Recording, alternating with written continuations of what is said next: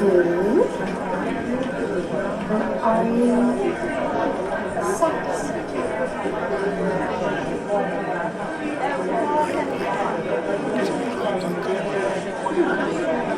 It's an emergent vision of embodied unity.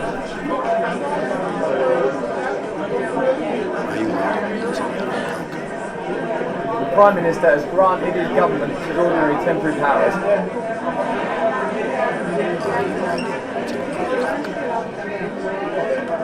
That's a part of being a man. It's part of being a woman.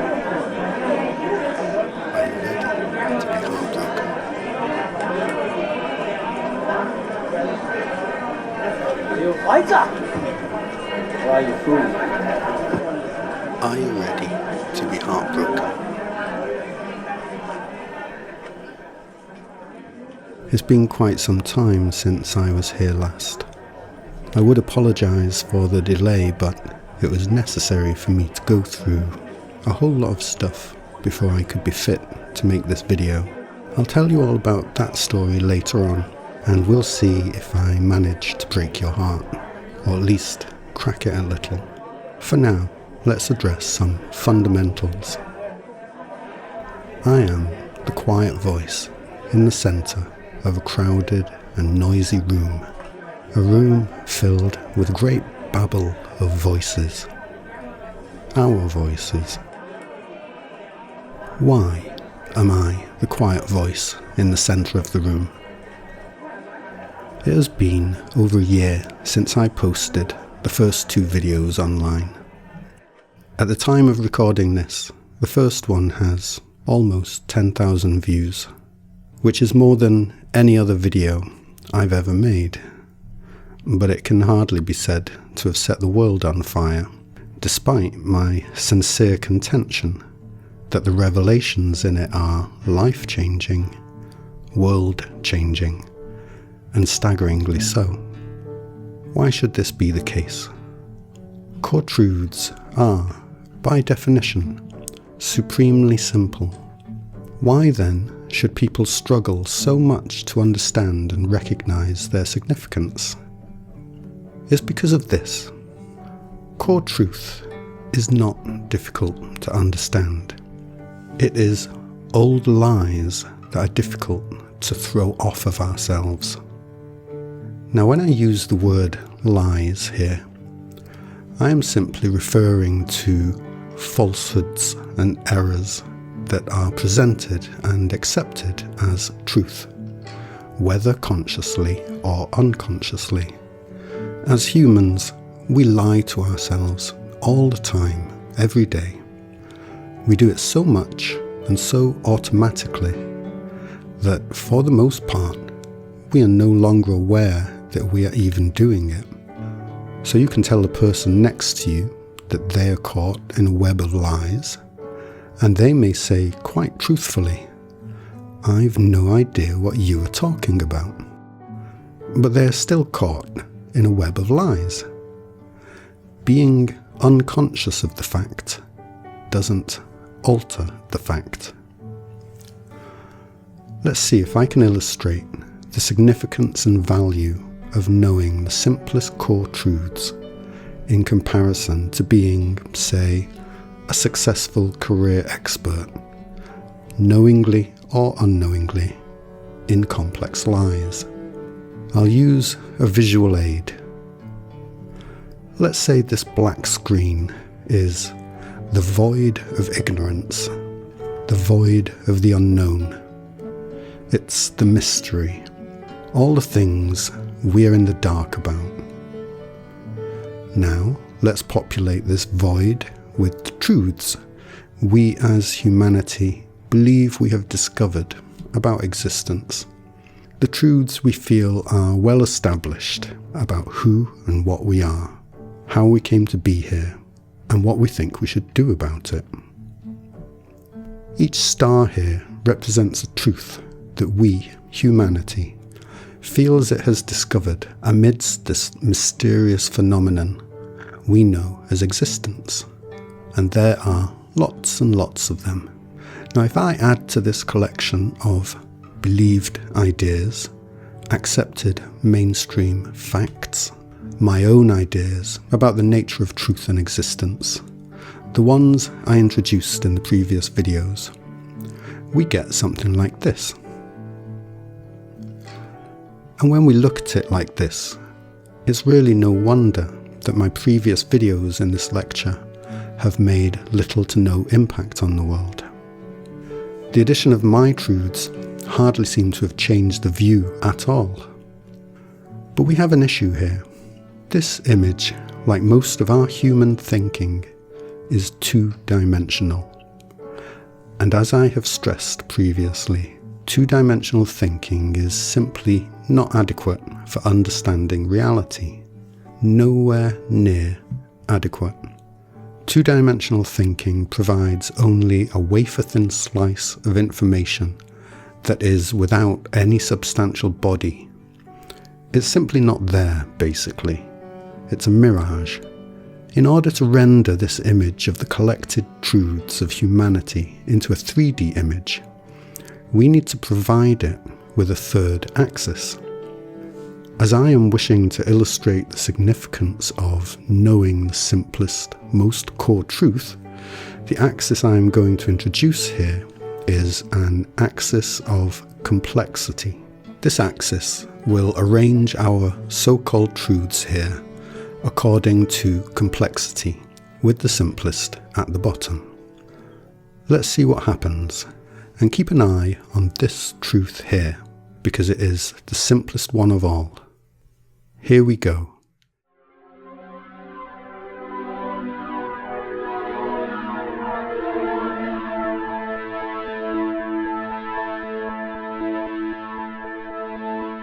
Here is why knowing the simplest truth is crucial. Absolutely crucial. This star here represents the simplest core truth of existence. It is at the very bottom, or start, of the complexity axis. As we progress up the axis, the level of complexity incrementally increases. By the time we reach this layer up here, we're at a level of massive complexity. This is the human level of complexity. This is the level of complexity one encounters when one wakes up in the morning and goes about their human life. Up here is where we find all of our mainstream systems of thought, be they scientific, spiritual, philosophical, political, artistic, romantic, whatever. Let me make this plain. Let me make this so plain that even people struggling to throw off old lies are able to understand it. If you understand something at this level, but you do not understand this, then you do not understand anything up here. If you understand this, but do not understand this, you do not understand this. Complexity does not appear out of nowhere. Complexity is arrived at. Complexity has to develop from a simpler state. Complex truths are, because they have to be, emergent from simpler truths. Complex truths are literally made out of simpler truths. The first cell of a living human embryo has to divide itself into two cells, and those two cells have to divide themselves, and so on and so forth, many, many times before we can arrive at a fully developed scientist or priest or any kind of expert whatsoever. Hear this. If you do not understand this, the simplest truth in all existence, then you do not understand anything. You do not understand anything at all. And all you can do is develop the best hacks for not understanding that you can come up with. And that is what we are all doing here. Getting by on the best hacks we have been able to find. If you are a top physicist who knows more about a certain branch of physics than anybody else, but you do not understand this, then you do not understand what you think you understand. If you are a spiritual guru, a theologian or philosopher, a conspiracy theorist or a witch, a medical professional or an artist or a janitor or whatever, if you do not understand this, then you do not understand whatever it is up here that you may think you understand. So, what is this simplest of all truths? To help you understand the simplest truth, I think it will be helpful to show you perhaps the greatest mistake or lie or hack that we have ever come up with. I know, I've already named a couple of greatest errors in human thinking in my previous videos. I apologise. I just keep finding more. Let me show you a visual that contains the greatest mistake ever in 1 dimension, 2 dimensions, and 3 dimensions. Take your time. Pause the video if you need to. See if you can spot the great mistake in these 3 images.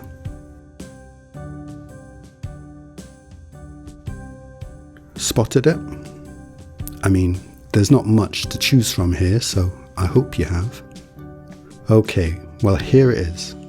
This is the great lie, the great hack, the great error, the minus sign that signals a negative number. When it comes to quantity of quality, absolutely any given quality whatsoever, there is no such thing as less than 0. There is no such thing as a negative quantity, a negative amount of a quality, which is precisely what negative numbers are meant to indicate. You may disagree, of course. Many of you may instantly wish to tell me, hey, if you don't believe there's any such thing as a negative amount, why don't you take a look at my bank balance? That will soon change your mind. I think a lot of you might feel that way. But I don't think many of you will instantly be inviting me to take a look at the negative amount of apples or cows you have.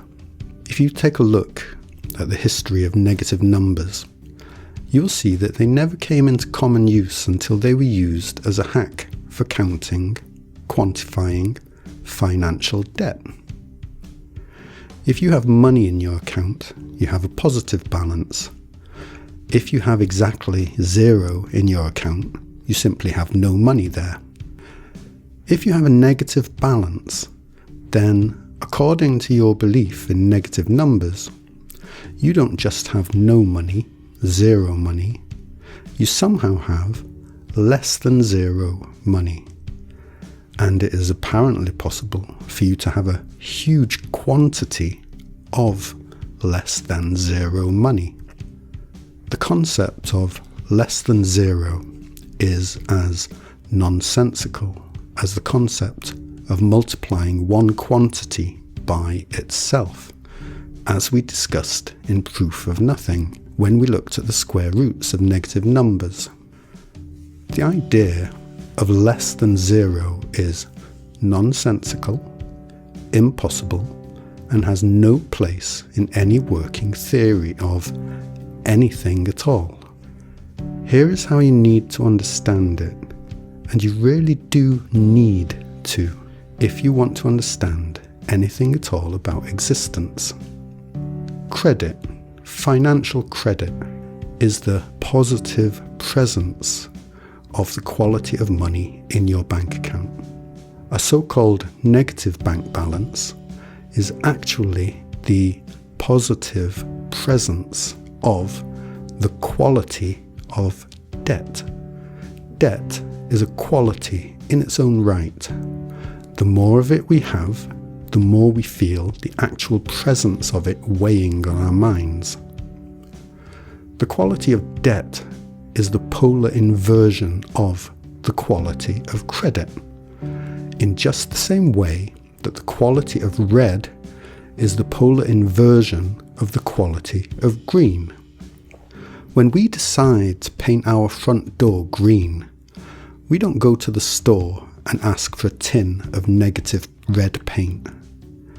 We ask for a tin of green paint, because that is the quality that we are looking for. We don't tell our neighbours that we are going to paint our front door in a lovely shade of less than red. When we are in debt, we don't tell people we are in less than credit. We say we are in debt because that is what it makes sense to say.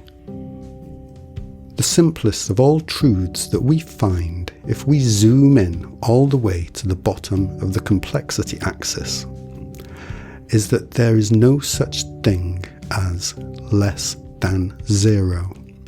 It simply does not exist because it simply cannot exist, because there is nowhere for it to exist.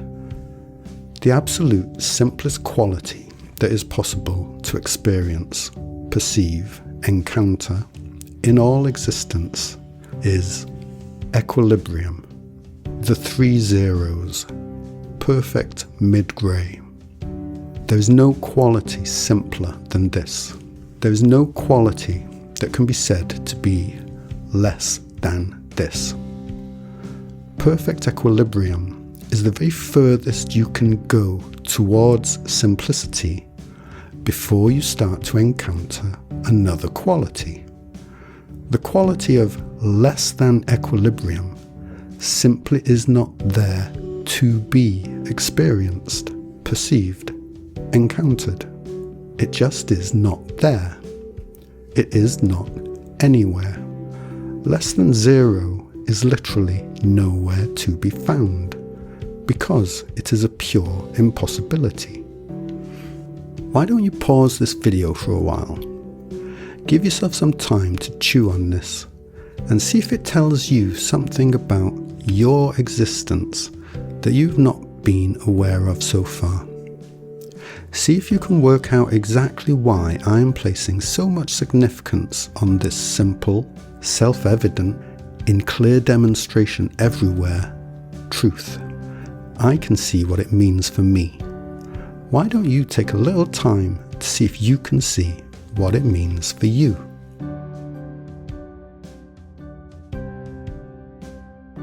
The living unified field is all there is. It is made out of and formed by the iteration of truth, of truths that simply cannot not be true, ever.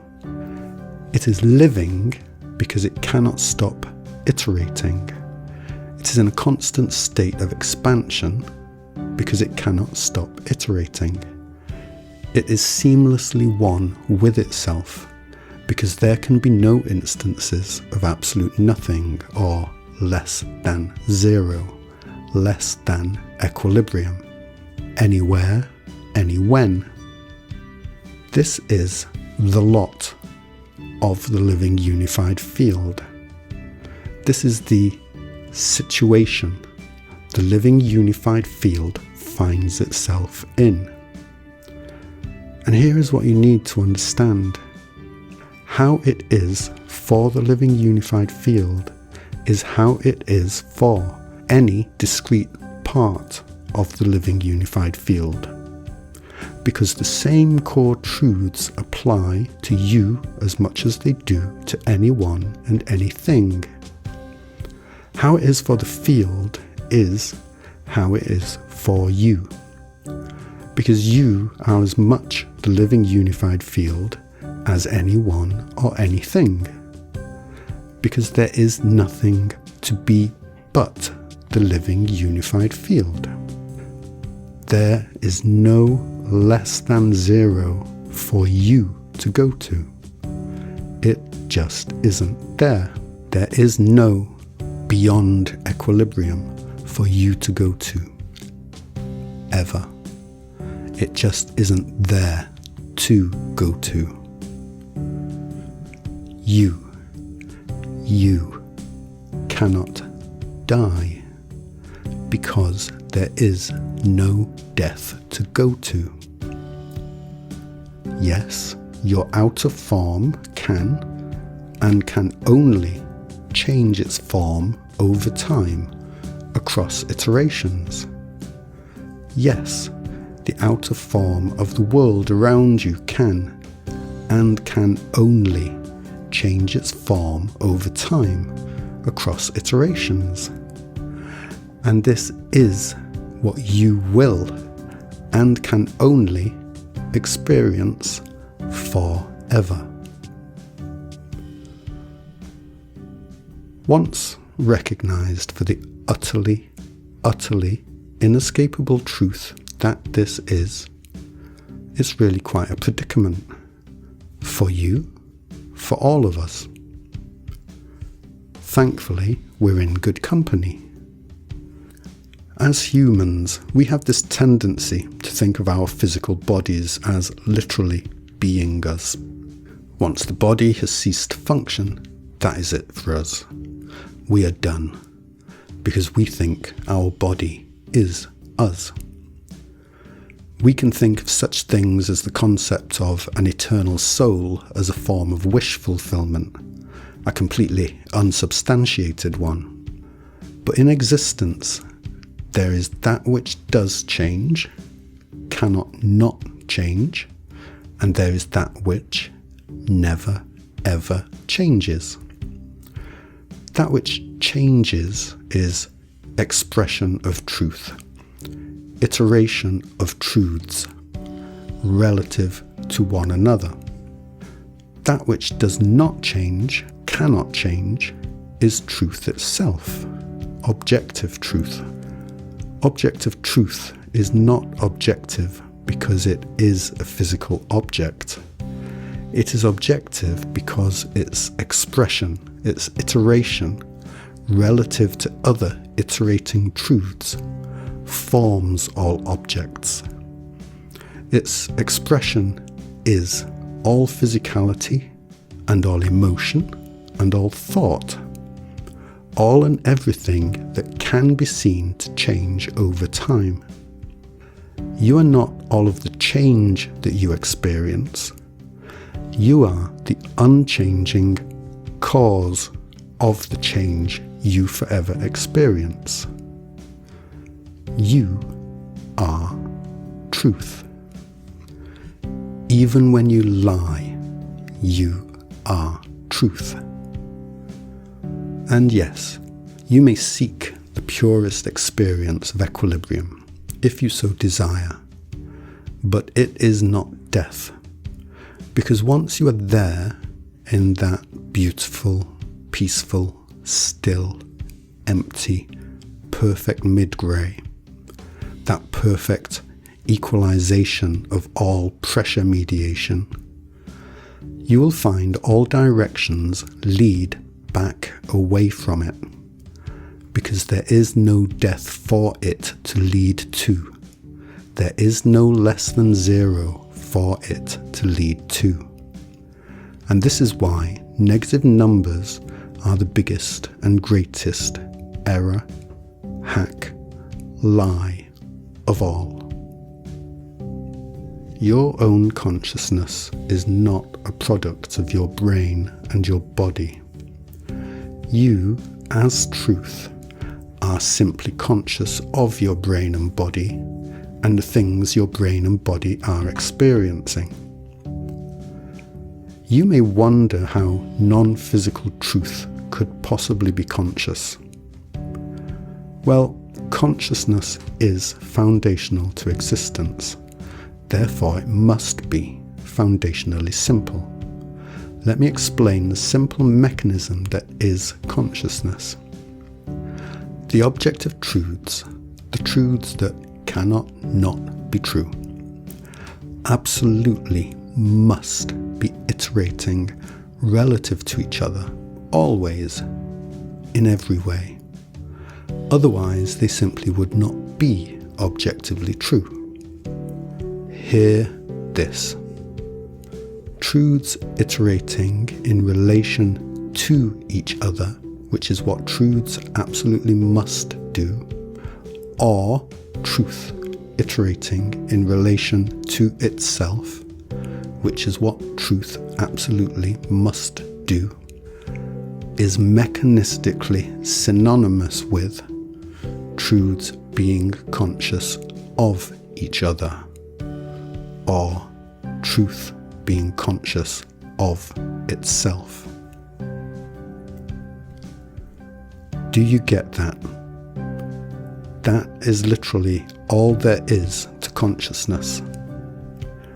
It is how it is because it is how it must be because it is as it can only be. Relatively simple scales of consciousness will result in relatively simple phenomena, such as the basic behavior of physics. Objects fall when you drop them, hot things heat cold things, and cold things cool hot things, etc. Relatively complex scales of consciousness result in relatively complex phenomena, such as human beings experiencing thought and emotions. It's all consciousness. It's all truths iterating in relation to each other, just at a sliding range of differing scales of complexity. Highly complex consciousness iterates at such a high resolution, comparatively, relatively, that it becomes extremely mysterious and unpredictable, while relatively simple forms of consciousness become easily predictable to the point where they can be taken for granted and really not thought about much at all. It is how it is because it is how it must be, because it is as it can only be.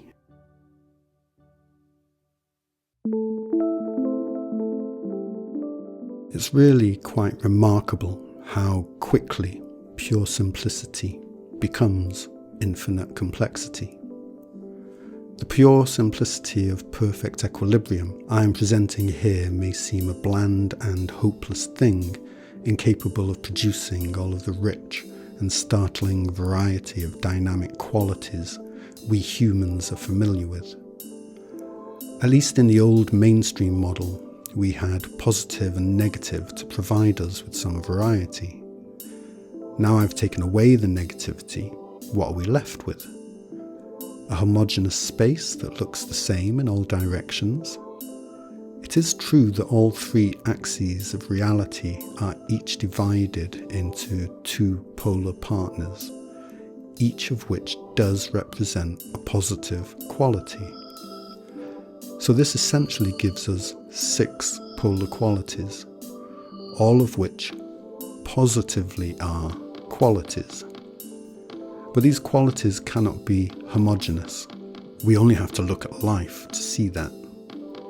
So this image, while essentially an improvement on the old model, is still insufficient for understanding reality. The issue is that if we replace all minuses with plus signs, then the plus signs themselves become completely redundant. We might as well do away with them completely also. Now what are we left with? Not very much to work with is what we're left with.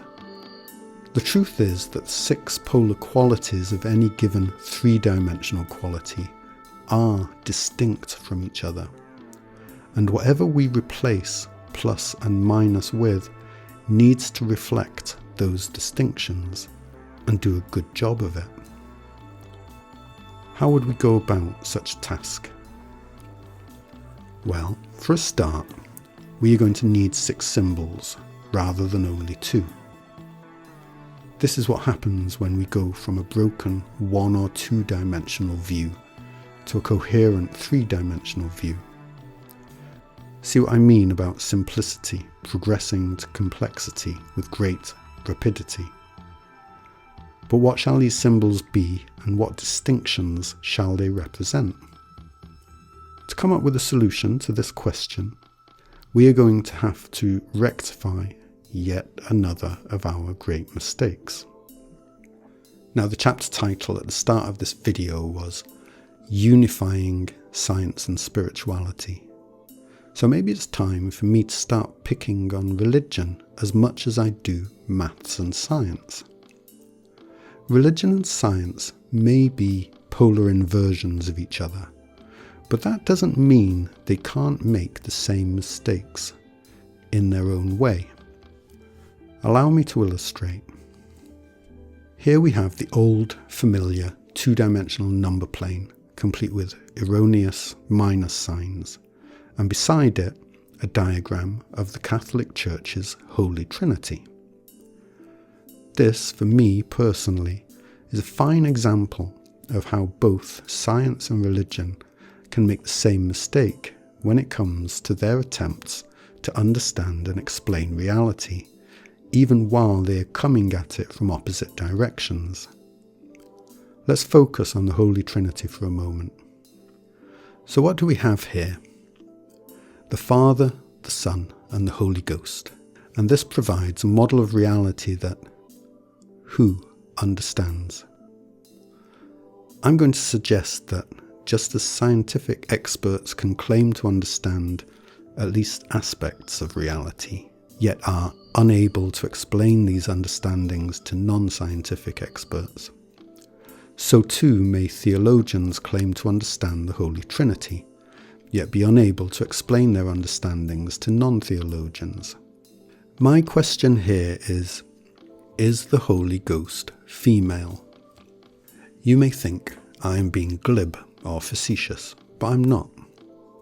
To anybody, religious, scientific, or whatever, who wishes to present a model of reality that does not include the female principle, all I can say is good luck. But maybe think again, because any amount of luck isn't going to be enough. Every single scientist, theologian, and mathematician ever came out of a woman. Yet, broadly speaking, they don't seem to attach much significance to this. The natural world around us shouts in our faces the significance of the male-female polarity. Yet I don't remember ever hearing anybody suggest to me that the Holy Ghost is female. And unless it is, then the Holy Trinity is devoid of femininity. And I'm here to tell you that any model of reality, any that does not include both the male and the female principle, is comprehensively broken right from the start. Yet both maths and Catholicism shunts the female principle off into some shadowy netherworld to be mysterious, nonsensical, misunderstood, and neglected. Less than zero. The male-female polarity is what we need when we are replacing erroneous minus signs and redundant plus signs. Now I'll get into the significance and application of this shortly, but we need more than two polar pairs for our three-dimensional model. Simply replacing positive-negative with male-female clearly doesn't solve anything. How do we find the distinctions that we need in these three axes that look, to all intents and purposes, identical? The answer, of course, is to pull up our trusted colour sphere. The reason the colour sphere helps us so much here is because it shows that each of the three axes actually have distinct natures from each other. The axle stretches from one side of the sphere to the other, defining the extremities of light and dark, black and white, the extremities of colour, while the spoke emerges from the centre, defining the intensity of colour. The wheel rotates, providing us with a circular spectrum. Every axis has a male direction and a female direction, all infinity of them. For the axle, male is upwards and female is downwards. For the spoke, male is outwards and female is inwards. For the wheel, well, the wheel goes round and round.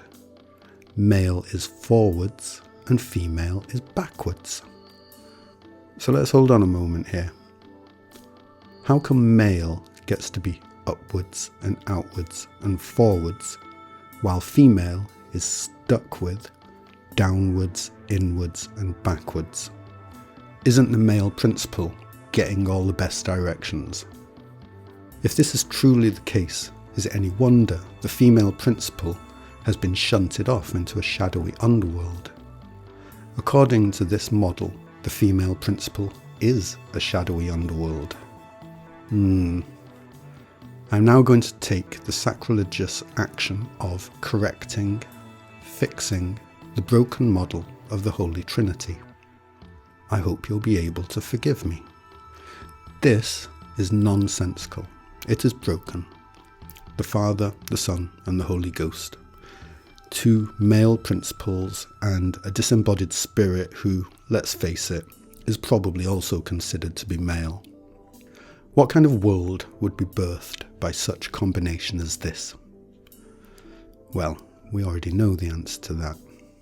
This is the model that actually makes coherent sense, and all the natural world testifies to it. If we think of this model in temporal terms, the mother is our past, the father is our future, and the child is our present. Now, think of who you are and what forces have formed you. Are you who you are now because of what you will be, or because of what you have been so far? Are you what you are now because of what is up in the sky, or because of what is beneath your feet? Are you what you are now because of what is outside of you, or because of what is inside you? The female principle is the past that is behind you and insists on pushing you out into your own future. Insists and never stops insisting. The female principle is the earth beneath your feet, that gave of its own raw materials so that you would be, just as all mothers do. The female principle is that which is within you, not the lower in some kind of hierarchical sense, but the deeper, that deep, deep place within you that calls for love and will not be denied, no matter how much pain must be faced for that love to be birthed. The female principle does contain mystery, certainly, but this shadowy underworld is dishonoured and discounted at your own peril, because the female principle is the very life force of existence, the very life force of you. Let's think for a moment of past, present and future in terms of truth and its own iteration. Truth that has iterated is truth that has become fixed. Once it's true that a given thing has occurred, a certain truth has iterated, then it remains true forever, that this given thing occurred. When you take a bite from an apple, there's no returning it. It has happened, and there's nothing you can ever do to undo the truth that it happened. No matter how many time travel films you have watched, no matter how much scientific consensus tries to convince us that time is some kind of physical fabric that might one day potentially offer us the chance to undo ourselves and start again. The iteration of truth is forceful because it is entirely unstoppable. It cannot stop itself, and there is nothing else to try to stop it. This is our mother, forever pushing us into further and further existence. She is here right now, pushing us further, insisting on the continuation of us, insisting on our having a future. And she will not stop, and she cannot be stopped. Here is a table. Some people, both scientists and spiritualists alike, will tell you this table is a form of illusion, that it is not as solid as it seems, and that if you look through a suitably powerful microscope, you will find that there is more emptiness here than solid matter. This is an interesting way to look at a table. I don't deny that there may be truth in it, but it's not one of those insights that help us to understand very much, help us to understand what's going on. It's one of those insights that cause us to wonder at how strange and mysterious life is until we stop wondering about it, and then we get on with doing whatever we were going to do before we wondered, such as putting our breakfast on the table. When you press down on a table with your hand, the resistance your hand encounters is the inertia of the table's past. You are pressing down on the objective truth, the fixed truth of the table's history, the truth of its own previous iterations. That is what you can feel. That is what stops your hand. It is the female principle that powers you, that fuels you, that gives you your physical presence, that doesn't let you go back. So if our past is the mother, then our future is the father, and our present moment is the child. And this is your situation, and my situation, forever. We are forever held between the receding mysteries of both our past and our future. The further back our history is, the harder it is to remember, and the more mysterious it becomes. The further forward our future is, the harder it is to predict, and the more mysterious it becomes. Meanwhile, regardless of how old we become and how many children we have, we remain the child. We remain a child of mystery. The mother is our lived experience. The child is our choices, which we can only make in the now moment. The father is our self-knowledge. That one may feel a little non-intuitive right now, but it will become clear. If we decide to look at our Trinity as a magnetic torus, then the mother is the coil of force. The father is the etheric space that the force coils through.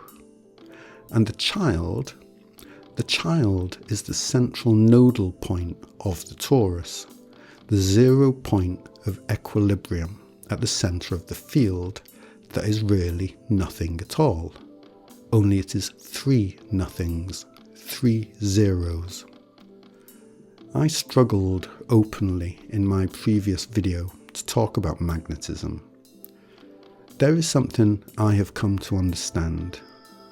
The toroidal field is a thing in physics that captures many people's imagination, and some say it may be a source of free energy. Perhaps because of a fridge magnet's ability to stick to a fridge without ever running out of the energy to do so. I don't know. But when the foundation of our understanding is missing, we have a tendency to get things back to front, upside down and inside out. Firstly, there is no source of free energy, for the simple reason that all energy is free. All energy is free because it has nowhere to escape to. All energy is just, quite simply, here. Every single infinitesimal sliver of your history, each individual moment, as represented by a photograph, for example, requires an infinite amount of energy to create, so that single moment may be lived. And it is the same infinite amount of energy that makes the next moment and the next. The magnetic torus does not produce and provide free energy. The magnetic torus is an expression of the immutable truth that energy cannot leave, cannot cancel down to less than zero, cannot go beyond the 0 point of equilibrium at its own centre. When circumstances push it to reduce down to nothing, all it can do is circle back around and around and around. The coil of force in a magnetic field is the forceful insistence of the past on the present and into the future. All physicality is the forceful insistence of the past on the present and into the future.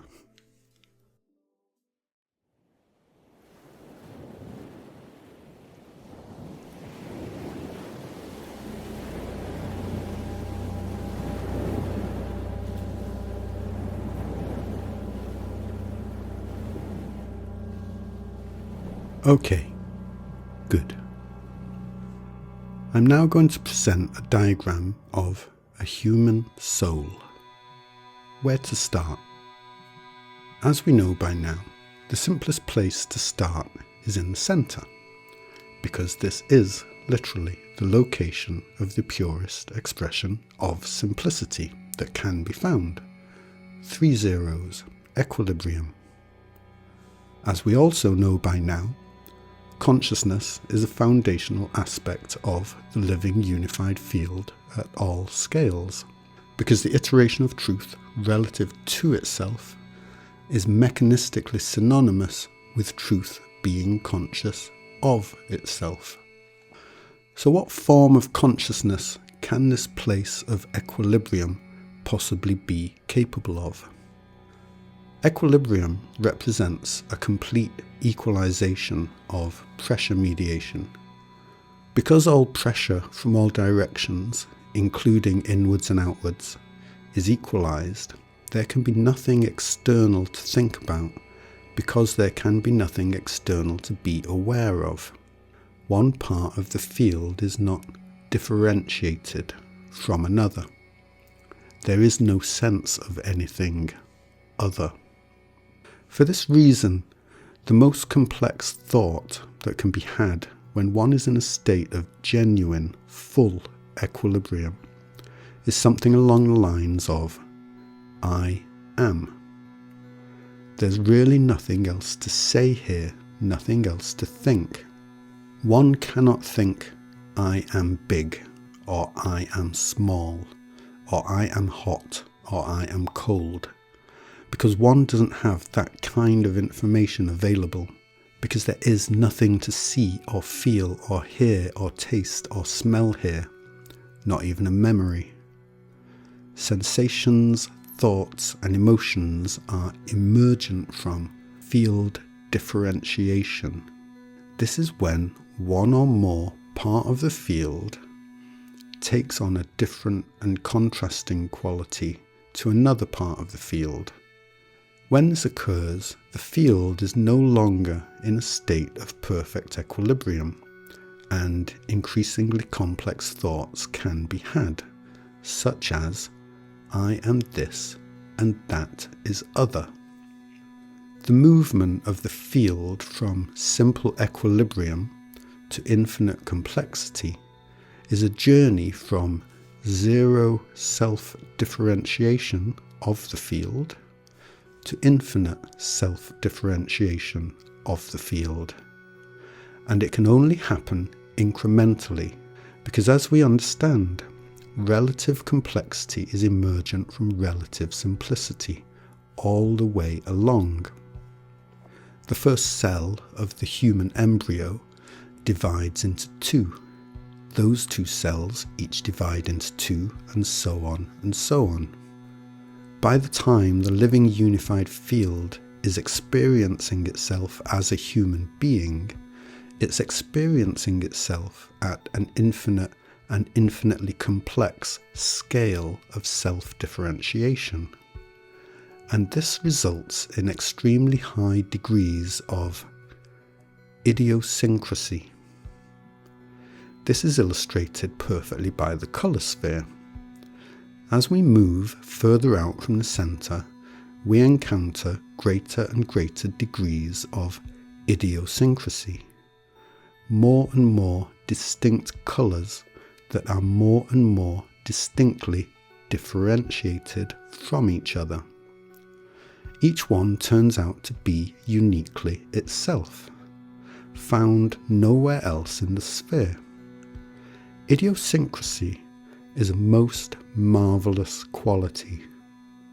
Idiosyncrasy gives us personality, character, all of the variation and possibility for surprise and delight that eternity would be a monotonous and loveless experience without.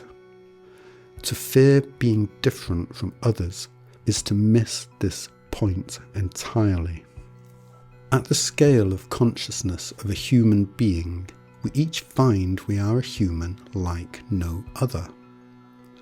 We may find ourselves to be similar to other people, especially in such cases as identical twins, but we are never perfectly identical.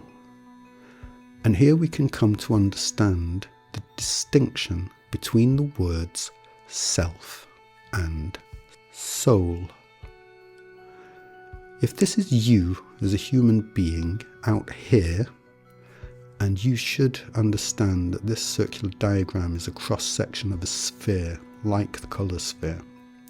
If this is you, then this is your self. This is your soul. It is also mine.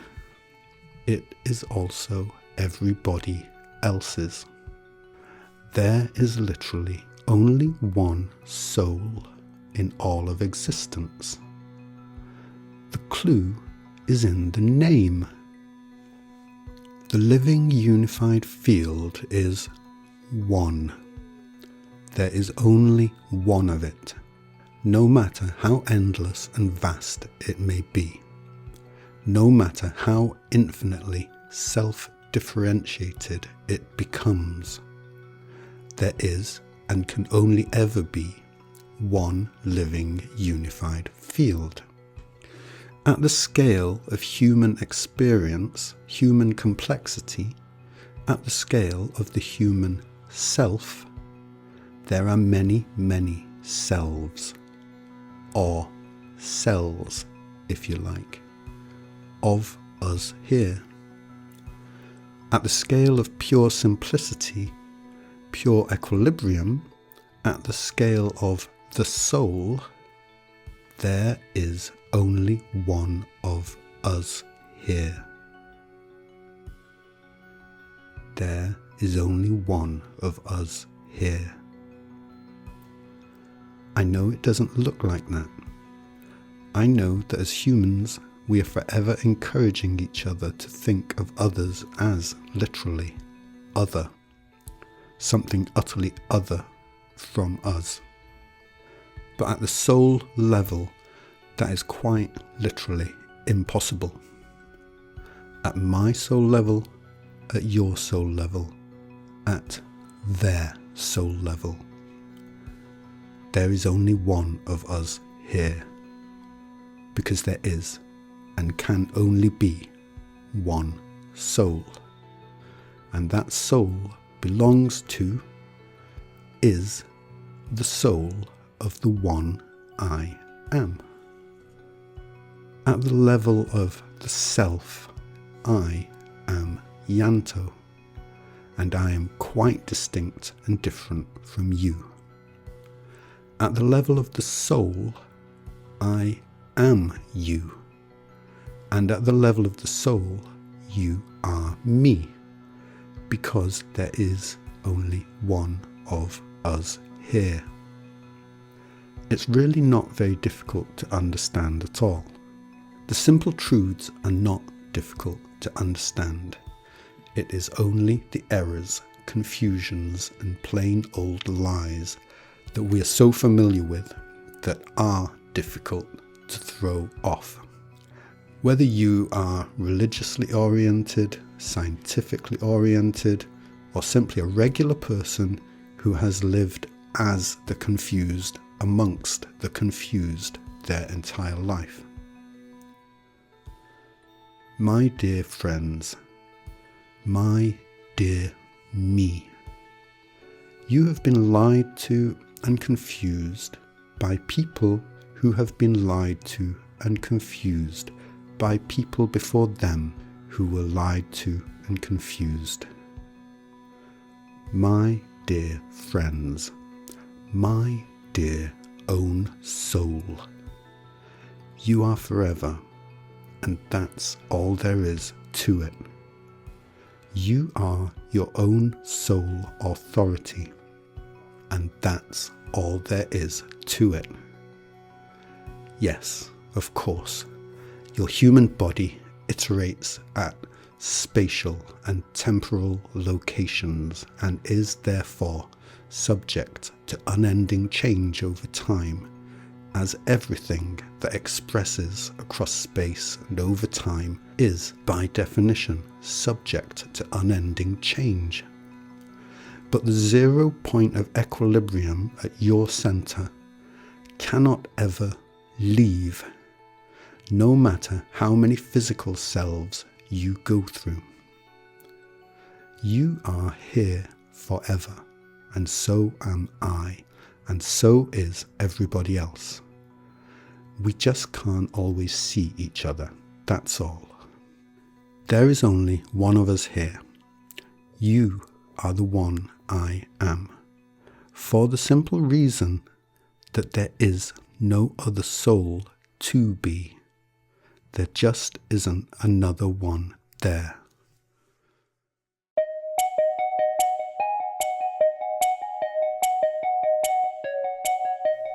The most grief, the most criticism I have received for my first 2 videos came to me from flat earthers who do not believe the cosmological model presented to us by the mainstream system. They didn't like me referring to the moon as a ball of rock in the sky. They say that the earth is not what we have been told, nor the sun, moon and stars. Since receiving those criticisms, I've watched a small number of flat earth videos, and I have found a similar ratio of sense to nonsense there as I do in mainstream cosmology, mainstream science, mathematics, and the various esoteric traditions. It seems to me that the true cosmological model is going to be a synthesis of all of the sense present in the various models we have, the various systems of thought we have, yet free of all of the nonsense. And there is an awful lot of that. And the task of discerning that true model in detail is an endeavour that is not a priority for me right now. It's an interesting topic to me, very much so, and inevitably I have a few ideas. But for now, I'm mostly concerned with the simplest truths. For now, it is enough for me that whatever the true cosmological model may be, we are here together and we can all tell very easily which way is up and which way is down. I see myself as a basement worker who concerns himself with the fundamentals. From my basement, I look outwards towards the great mystery of the highly complex, and I simply marvel at its behaviour and ability to surprise me. The truth, the core simplest truth, is not difficult to understand. It is only the old errors, confusions and lies that are difficult to throw off, to let go of and give up. The core truth is not at all difficult to understand. You are the one I am, because there is literally nobody else here to be. That is easy to understand. What is difficult to throw off is the error, the confusion, the lie that the one I am is better than you. Understand what is true at the core for the living unified field in its entirety is also true at the core for each and every one of its parts. Because the core truths that cause the living unified field in its entirety are the exact same core truths that cause each and every part of the living unified field. Of course they do. How on earth could they not? The living unified field in its entirety is comprised of its smaller parts, so it can only possibly be caused by the core truths that cause its own parts. Our difficulty, as I say, is our erroneous preconceptions of what the one I am must be, in accordance with what we have been told it must be by people who do not understand what it must be, because those people were given these preconceptions by people before them that did not understand, and so on, back through human history. And this also is not difficult to understand. But it is quite a thing that requires some serious courage to speak and act contrary to the errors and lies that are held dear by almost everybody around you. Hopefully, by the time you have reached the end of this video, you will not need to summon the tremendous reserves of your own courage, not in their entirety anyway, because you will see clearly enough that allowing yourself to know truth is the one true power move for you, for anyone, while allowing yourself to believe that which is simply not true is the thing above all others that weakens you and sentences you to confusion, whoever you are, whoever you think yourself to be that homeless beggar or elite shadow controller. Hopefully, by the end of this video, you will find it harder to speak and act contrary to truth, regardless of the choices of others, because you see so clearly the difference between what your greatest power move is, simply knowing the truth, and that which can only bring you unhappiness, lies, deceit, and confusion. I guess we'll find out. Okay, good. So, let's take a look at where do all the problems of the human world come from? Seems like that could possibly be a good idea. When it comes to understanding and solving the greatest difficulties we have as human beings, on the collective level and on the level of the individual. The most important concept to know about, I feel, is self-polarization. Self-polarization is closely related to self-differentiation. Self-differentiation is, as we have discussed, when different parts of the field take on different and contrasting qualities relative to each other, whether this results in equilibrium dividing into two smaller parts or infinite smaller parts. Self-polarization is the initial stage of self-differentiation. Self-polarization is the initialization of self-differentiation. An uncomfortable, incoherent, sometimes excruciating, but necessary and unavoidable stage of self-differentiation that allows and leads to coherent self-differentiation, which, as we looked at in Proof of Something, is pure heaven as far as we are concerned. It is not a problem that the living unified field takes on many, meaning infinite, distinct and contrasting qualities. Self-differentiation is not a problem. How can it be when it results in heavenly experiences? Self-polarization does create problems for us, but we can't get around them. We can only go through them.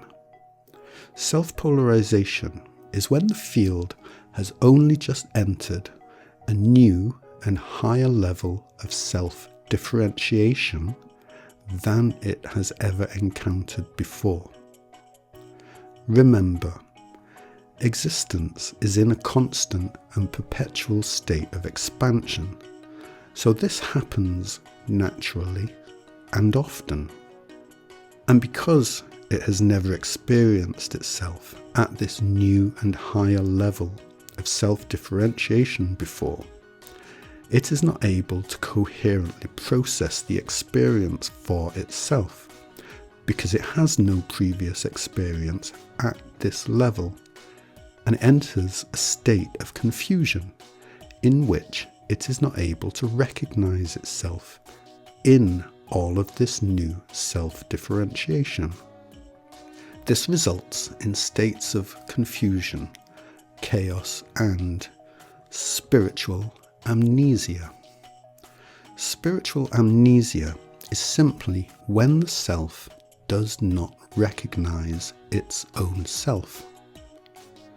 Self-polarization is a transitional stage between one level of coherent and integrated self-differentiation and a new, higher order of scale of self-differentiation. In order to come to recognize ourself at a new order of scale of self-differentiation, we can only first forget who and what we remember ourselves to be, so that we may experience who and what we are at this new level, so that we may then have enough experience at this new level that we can recognize and remember who and what we are, which is the one I am, at a new and exciting level of self-differentiation, a level that we know will bring rewards that make such a painful and confusing transitional stage more than worth it. We're all familiar with feeling like a victim. We're all familiar with not feeling good enough. We're all familiar with making choices that we later regret. It's okay. I assure you, you won't be going to hell for the choices you have made during our self-polarization. Our self-polarization is the closest thing to hell that there is. And although, while we are in spiritual amnesia, it seems like we have been in it forever, we have not been in it forever. We've just been in it for as long as we can remember, because that is the nature of amnesia. And we will not remain in it, because we cannot remain in it, because the momentum of our expansion simply does not allow us to remain in it. Think of it like diving into the sea. You know you will experience a moment of impact that will come as a shock to your system. And while you are in that shock, there will be little you can do in terms of making coherent choices, but experience that state of shock. But your momentum will carry you forward. You will acclimatize to your new situation, and coherency will soon return, but in a new environment. Now, the word soon here must be understood as a relative term. If we are looking at the transitional stage of self-polarization in terms of the scale of the human collective, the entire human race, then we cannot think of soon at the scale of the length of an individual human life. The human collective is far greater than any one individual human being in terms of scale, in terms of scope, in terms of duration.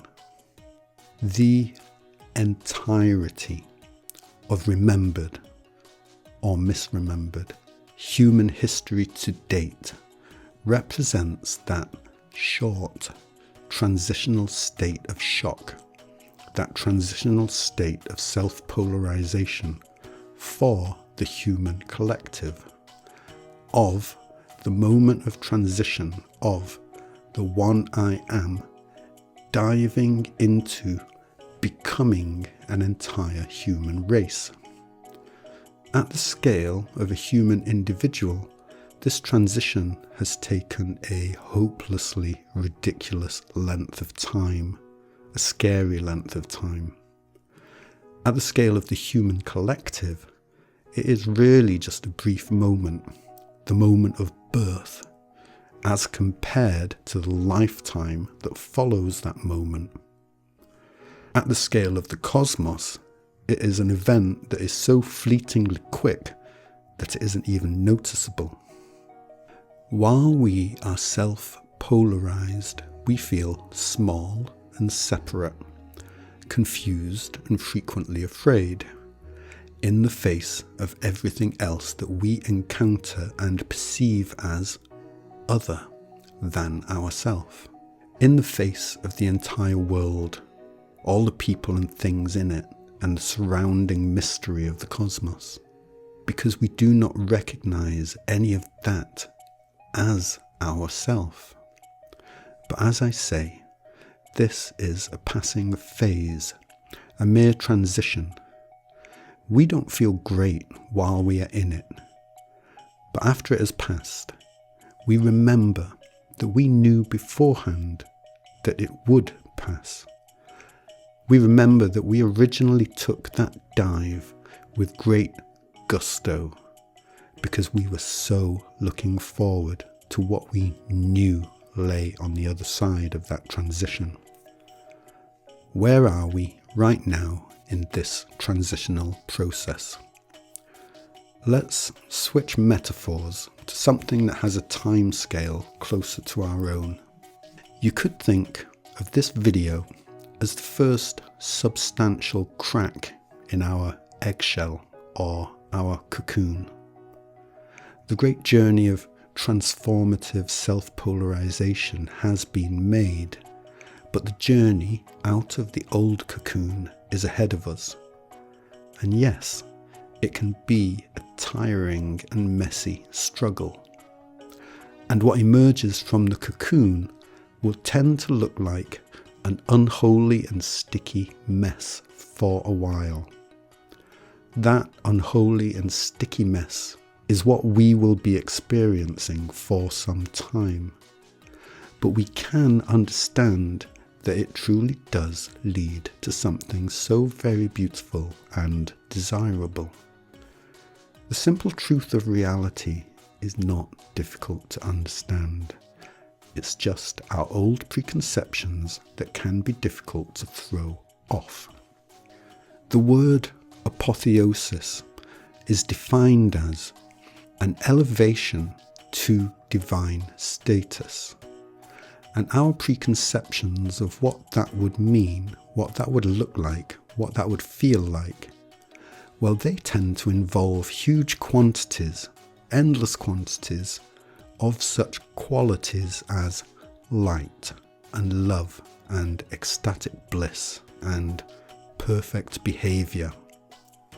Our expectations, those born of our recent history of self-polarization, we need to throw those things off.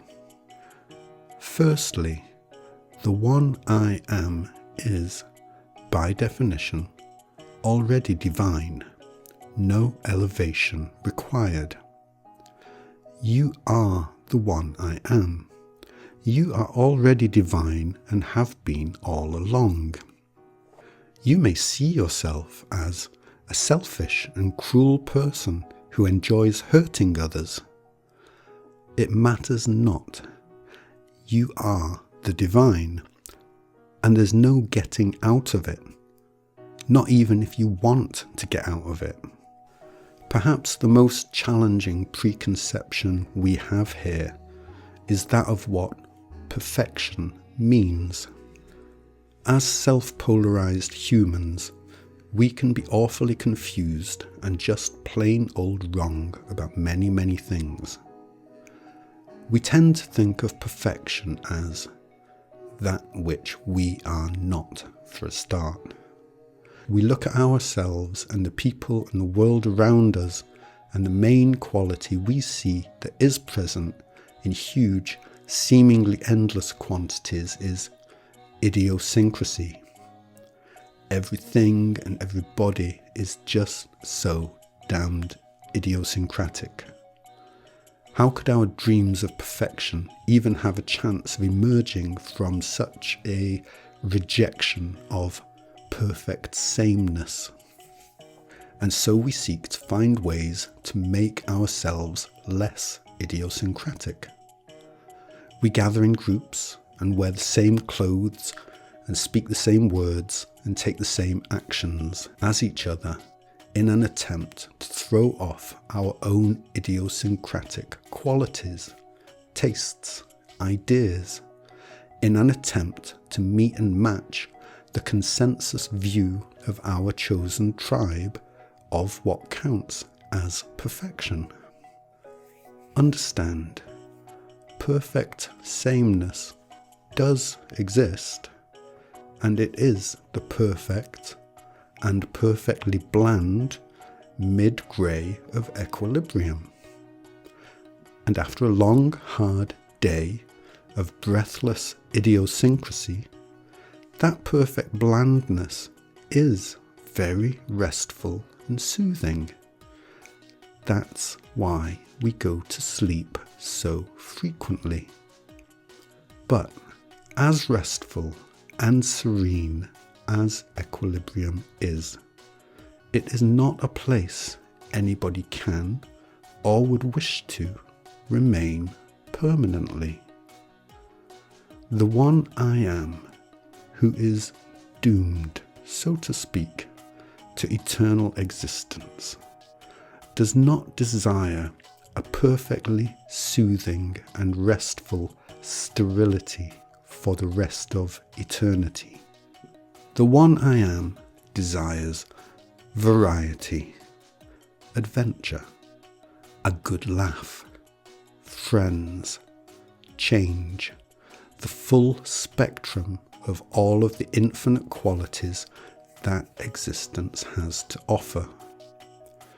The one I am desires full-bodied idiosyncrasy and lots of it. If entry into heaven requires perfect sameness of thought, of emotion, of dress sense, then none of us are going there. And it isn't somewhere I would want to go to anyway. We come out here to the realm of infinite idiosyncrasy, high resolution self-differentiation, to escape equilibrium for a while. And we return inwards to pure equilibrium to escape idiosyncrasy for a while. It is good. It is very good for those of us who are doomed to eternal existence, which is every single one of us, to have more than one place to go to, more than one experience to have. This is not a difficult concept to understand. To be restricted to one single quality of experience out of all the infinite potential qualities of existence that are available to the one I am, forever and ever and ever, would be the worst of all conceivable hells, even if you did get to pick a quality that you think of as one of the nice ones.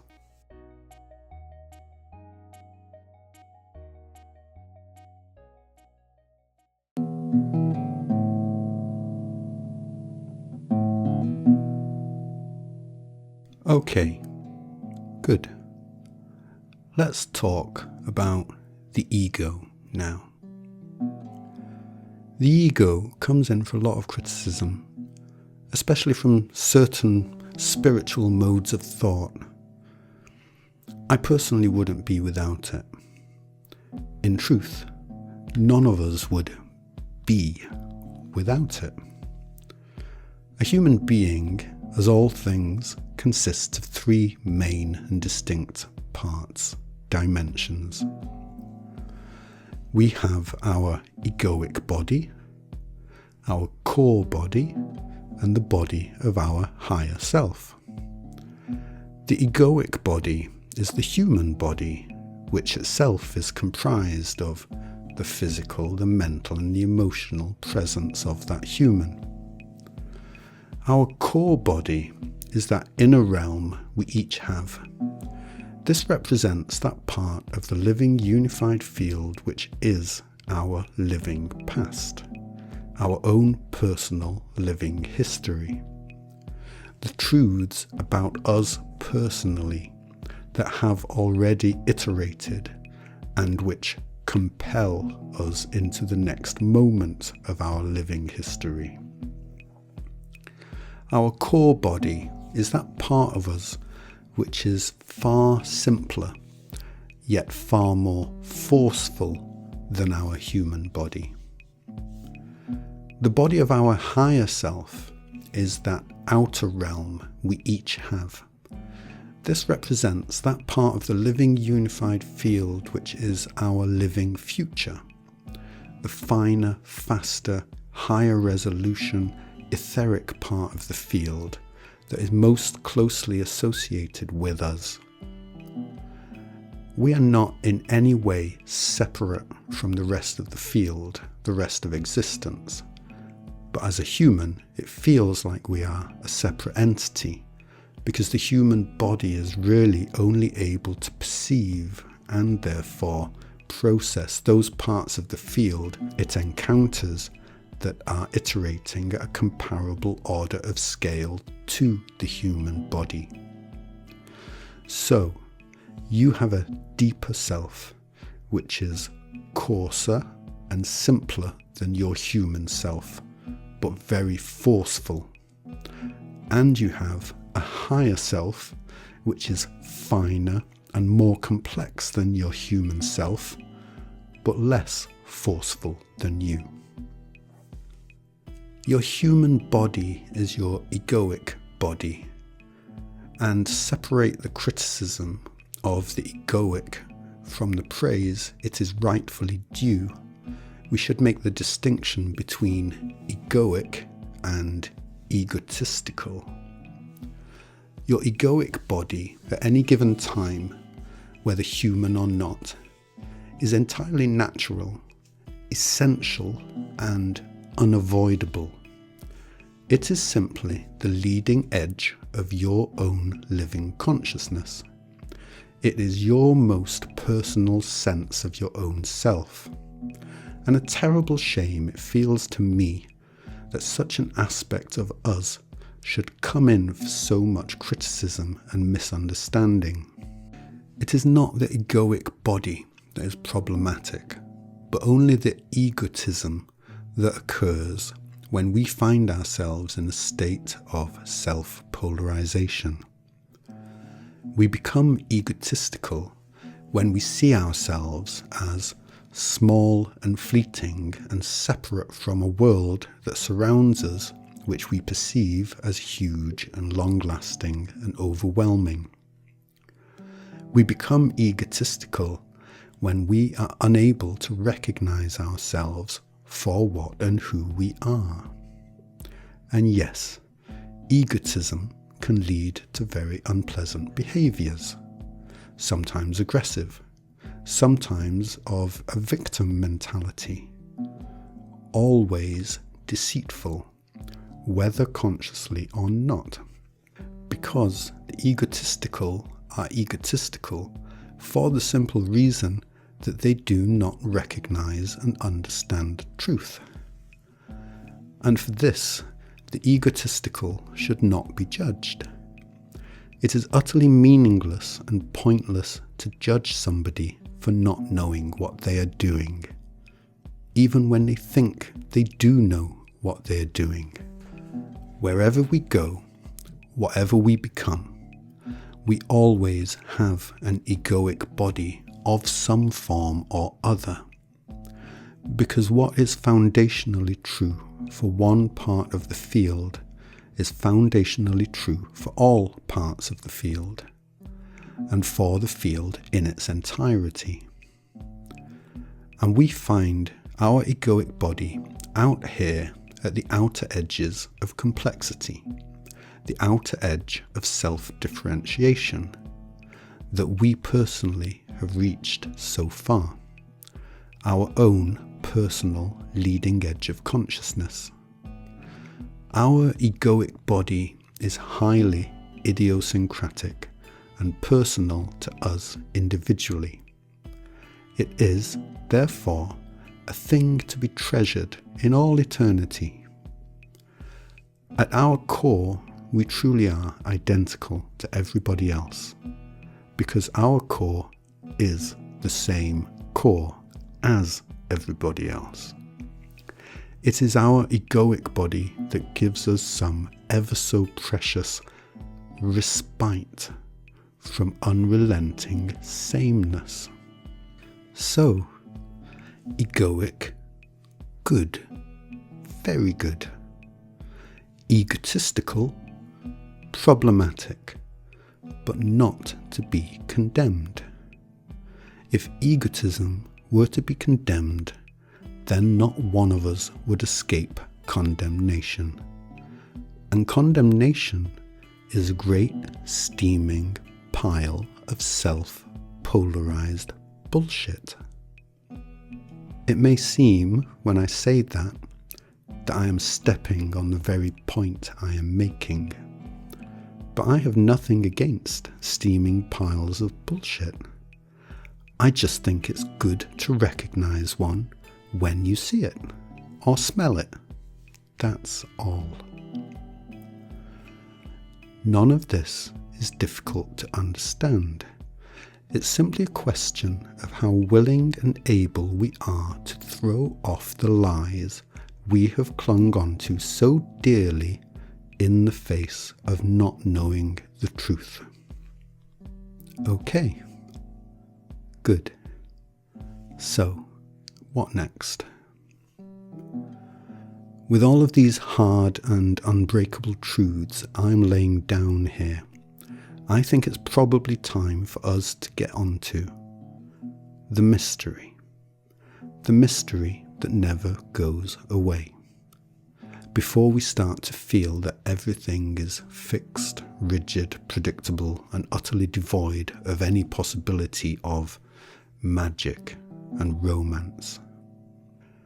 The mystery is something that both science and esoteric teachings seek to penetrate and dispel, because the mystery unnerves us.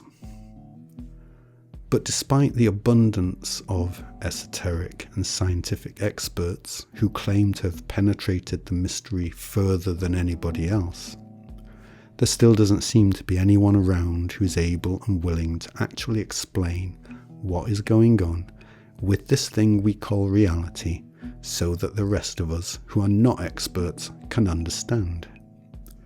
And despite those who make such claims, the mystery is never going away. What am I talking about when I refer to the mystery?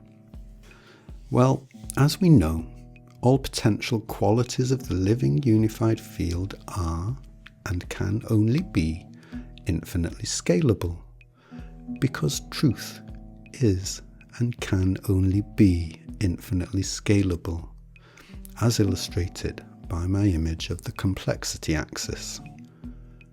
All axes that extend from equilibrium extend outwards towards infinity, meaning that they extend further than human scale complexity into the etheric realm, which we cannot directly perceive because our human scale system is just too coarse-grained to be able to do that. The further out from the human scale the field is, the more mysterious to us at our current scale it becomes. And this remains true no matter how much we expand, no matter how much of the most immediate regions of the mystery we do discover and learn about. But we do not only encounter mystery in the increasingly unpredictable forwards, upwards and outwards directions of our future. We also encounter mystery within us, beneath us and behind us. Because the further into our future we expand, the harder it is for us to remember with any credible degree of certainty the further reaches of our past. No matter how much we expand, how much we learn, the situation can only remain the same, relatively speaking. The idiosyncratic details of our knowledge and understanding will and can only change, but the relative balance of mystery to that which is understood can only ever remain in balance. There is always more to discover, and there is always more and more that can no longer be remembered. Your living past, your mother force, is a deeply mysterious being. Your living future, your father of self-knowledge, is a highly mysterious being.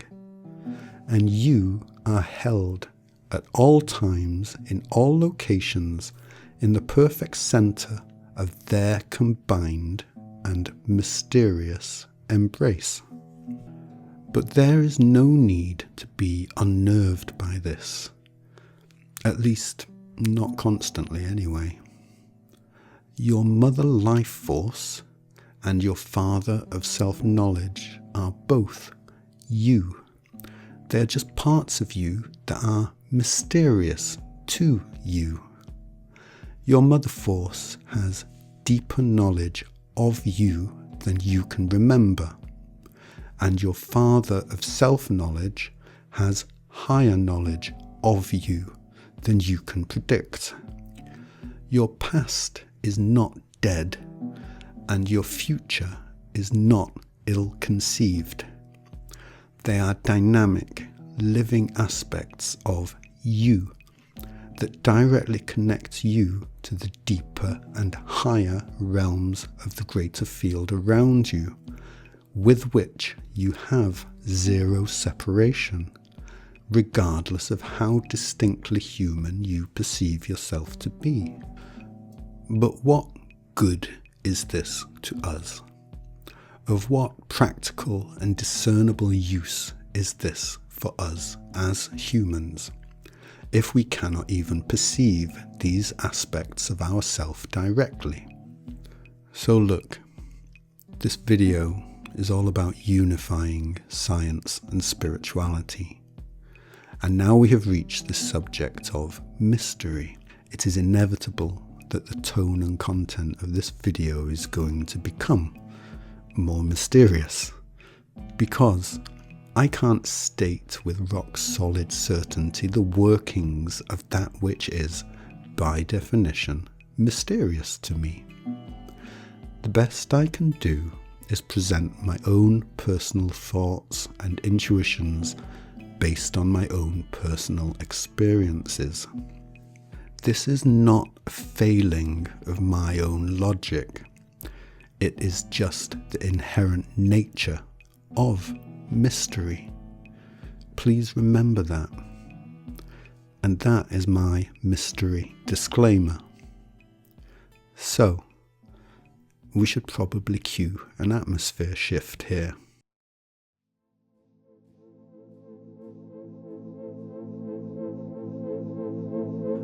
All is one, and separation is an illusion. We have heard this kind of thing many times from esoteric thought systems of the non-duality persuasion. It won't surprise you to hear me say, given how far you have made it through this lecture, that there is truth in this statement. But I have always found it vaguely irritating and, if there is nothing else added to the statement, quite unhelpful. Yes, all is one, but to dismiss duality, self-differentiation of the field, as nothing more than illusion, when it is pretty much all we experience as human beings, when it is pretty much all we even can remember as human beings, I find it wears my patience down. It feels disrespectful to me personally, disrespectful of the human experience, the human condition. In my time, I have taken LSD and magic mushrooms. I've smoked a good amount of grass, done a few other things. I have had those lovely and euphoric experiences of oneness and felt I perceived the interconnectedness of all things. But even when I have had those experiences, they were still couched within the context of duality. I could still differentiate between one thing and another. Duality doesn't disappear at such times. If it did, then there would be no things for one to feel interconnectedness between. All is one, and there really is no separation between one part of the field and another. I understand this at a very simple and logical level. But when the field takes on different and contrasting qualities, it really does take on different and contrasting qualities. I'd like to say that if those different and contrasting qualities were to disappear completely, I sure would miss them. But of course, I wouldn't, because there would be no me to miss them. There would be no self to miss them. There would be no me to miss the joy of my intimate connection with the rest of existence, because there would be no me to even know what joy feels like. Without duality, there would be no such thing as joy at all. Just a never-ending experience of aloneness, in an unchanging, perfect mid-grey, devoid of sensation. And nobody wants that. Not forever without end, they don't. It is true that duality can be a hideous experience. The trick is to work out what it is that causes duality to feel terrible, so that we may choose something different, something we prefer, while we remain in duality. And we can't work this out before we learn the simplest truth.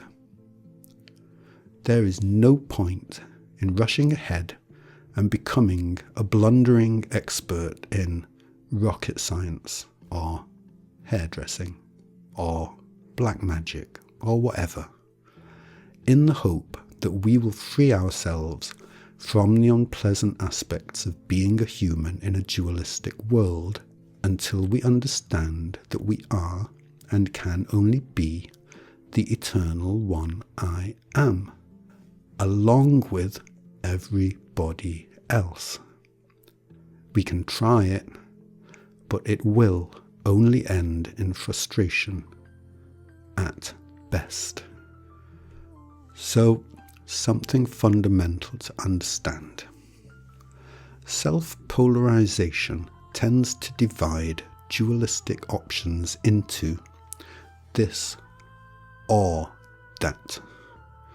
The one cancels out the other. The one denies the other. The one makes the other impossible. While integrated coherency recognizes dualistic options as this and that. The one is the mutual cause and effect of the other. Example: is existence simple and logical, or is it mysterious and intuitive? That is a self-polarized question. Existence is both simple and logical, and it is intuitive and mysterious. That is an integrated and coherent statement. A self-polarized scientist knows that the tarot reader is full of crap. The self-polarized tarot reader knows that science doesn't know what it's talking about. The coherent scientist and the coherent tarot reader each has enough respect to honor the other. Truth at the simple level does become entirely mysterious and magical seeming at the very complex level. So let's all have some respect for each other. Another thing that spiritual seekers in particular can struggle with is the seeming conflict between the concepts of attachment and non-attachment. Which one should we choose? As we know now, that is a self-polarized question. But still, how are we supposed to go about making good decisions for ourselves in this mysterious and complicated human existence? Personally, I like to keep things as simple as I can. I try to identify, as best I can, in any given moment, any given situation, what is pressing on me the most. As Ken Wheeler says, all is pressure mediation of the field. That which is within me presses on me from within me, and that which is without me presses on me from outside me. And here am I, neatly pressed between the two. It's okay for things to matter to you. Of course it is. And at the same time, it doesn't help us to become stressed by the things we can't control. When I get out of bed in the morning, it does matter to me if my flat is too hot or too cold for my liking. I am fully attached to that. I am attached to the happiness and well-being of the people in my life, the happiness and well-being of the cat outside the window. I am attached to the happiness and well-being of the entire field, both around me and inside me. After all, I am literally fully attached to the field because I am seamlessly one with the field, and I wouldn't wish to deny that. So, rather than seek to achieve some Zen state of not caring, I simply seek to identify what is pressing on me the most in any given moment and tend to it with as much kindness, honesty, and humour as I am able. With human life being such a subtle, complex, and mysterious affair, when I am in doubt about the best course of action, when my mind is overactive and struggling to analyse the best way forward, I look to put my thoughts on hold and listen to my body. I'm not saying this is an entirely fail-safe approach, but it proves to be incredibly useful often. If I'm considering doing something and I notice my body suddenly feels like crap, I reconsider. We ignore the wisdom of our bodies too often and at our own expense. Listen to your body. It knows much, much more than you may suspect. What has become clear to me in the past 2 or more years is the pure intimacy of all existence with itself. Everything outside of yourself is intimately connected to, related to, one with everything within yourself. Everything that is in your past is intimately connected to everything that awaits you in your future, and vice versa. And everything in your present moment is intimately connected to everything else. And when you're inside, you're outside, your past, present, and future are all utterly infinite, these connections, these intimate relationships can't help but be mysterious. And as we know, for those who have lived their whole life in self-polarization, recognizing neither themselves or their surroundings for who and what they are, the mystery can be very unnerving. How shall we navigate this intimate mystery when we just don't know what is going on? When shall we use our intuition and when shall we use our heads? When people around us are all telling us different and contradictory things about what reality is. I can't tell you how you should navigate the mystery of your very specific and idiosyncratic life. The best I can do is share with you my experience of beginning to navigate the mystery of my life with some degree of increasing coherency. I'd like to share with you the most valuable decision I feel I have made in the last few years, because it is the most valuable decision I have made in my entire life. I began to see the living, breathing, and oh so mysterious intimacy of existence at work in my life, around me and within me. The way certain moments and events in my life showed signs of being intimately connected to each other across time and space, sometimes decades apart from each other, despite there being no discernible, scientifically credible reason for them to be so. And the more I saw, the more I looked, until I arrived at the point where it felt important to me to seek to find a way to actively engage with this increasingly difficult to deny mystery phenomenon. To dismiss what I was perceiving as a random selection of coincidences, while that might be the required and standard response for an old school scientist, it just wasn't going to cut the mustard for my own self-honesty.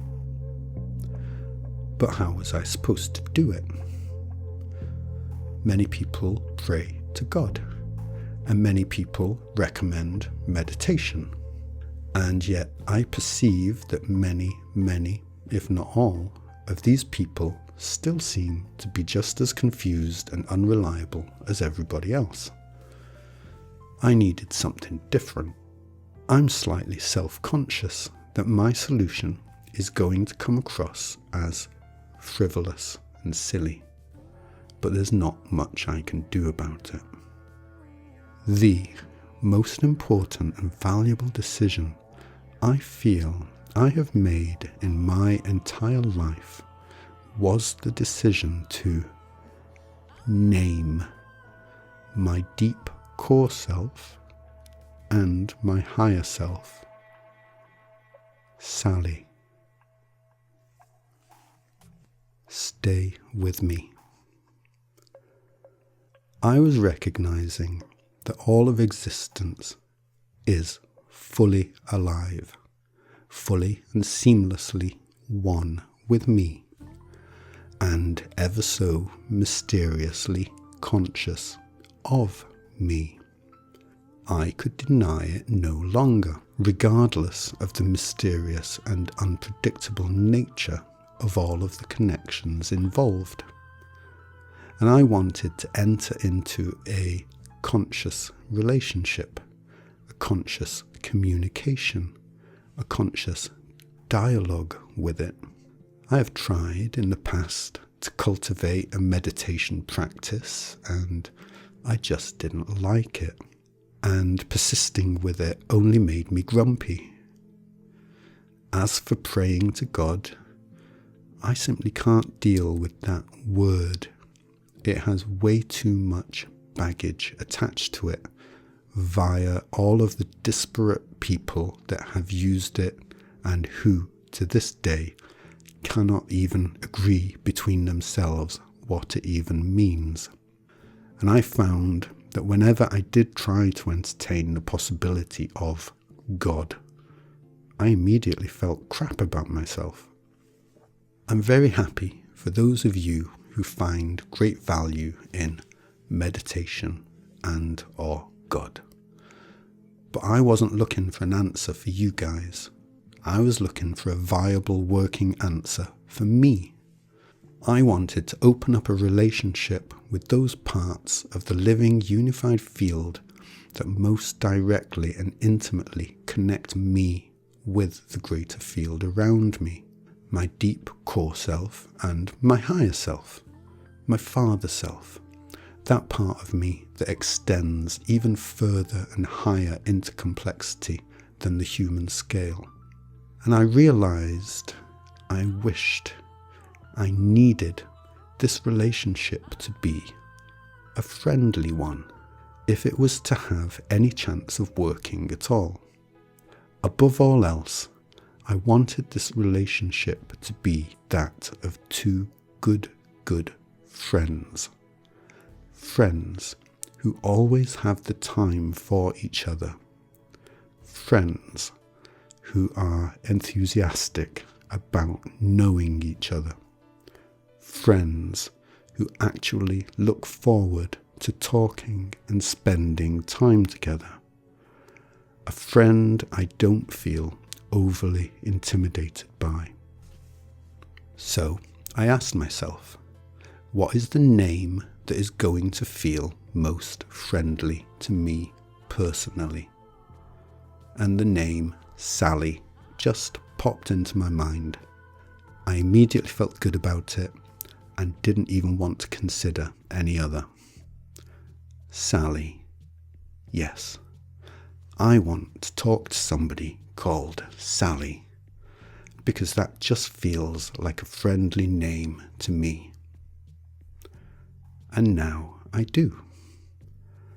And it turns out that Sally, my Sally, is the best friend I have ever had in my life. Now, I'm not suggesting that you all go ahead and name your deep core and higher self Sally. If anything, I feel somewhat possessive of that name. Though don't let that stop you if you really want to. I do suggest though, I do highly, highly recommend that you do identify the most suitable name you can think of to represent an eternal friend for you. A friend who is forever by your side and forever on your side. Because this friend is the one who specifically knows you most intimately and does love you absolutely unconditionally. Sally is not a friendly replacement for the word God. I don't need a replacement for that word because I just don't use it. Sally is a direct extension of me, of myself. She is those parts of me that extend into the mystery of me that I cannot perceive directly. The mystery of my inner, deeper self, my mother self, my life force, and the mystery of my outer, higher self, my father self, my higher self-knowledge of myself. These aspects of us are real. They are there because they simply cannot ever not be there. And because if they were not there, then we would not be here. And wherever I go, she is always right there with me, whether I am talking to her or not, whether I am paying attention to her or not. And mine and Sally's working relationship is forever a thing in progress. This idea that we shouldn't talk to ourselves, that to talk to yourself is a sign of madness, it is, in my opinion, a terrible, terrible, terrible idea. One that seals us into our physical bodies and renders us isolated and alone. One that estranges us from our own selves. Why should we not talk to our self? Is our own self so undeserving of some conversation, of some acknowledgement, some company, some love? My Sally isn't undeserving. I know that much. Children should not, in my opinion, be taught to not talk to themselves. They should simply be encouraged to be honest with themselves when they do. When I talk to my Sally, I always do my best to catch myself when I say something I don't truly believe. That, for me, is the discipline, the spiritual practice, the purest self-honesty I can summon and manage at any given time. And I know that Sally can tell when I am being insincere or disingenuous anyway, because she knows me incredibly intimately. So, what has been the result so far of my developing relationship with my Sally? Well, I talk to her, sometimes out loud, sometimes in my mind. I ask her to bring me answers to questions that are weighing on me, pressing on me. I ask for her guidance and support with whatever I feel is challenging me. A lot of the time I simply thank her. A lot of the time I simply tell her how much I love her. And then, as I go about my life, I try to be open to receiving her answers and support, which basically means paying attention to what is going on in and around me. I have started to read my life, the world around me, like tarot cards. Only the language of symbolism that is used is personal to me and Sally, and in a state of continual development. Sally's answers do come, but they do not come in forms that are in any way provable as answers from Sally. They come in the form of happenings that any old-time scientist would happily and eagerly dismiss as coincidences. But Sally has helped me out in ways that really do take my breath away.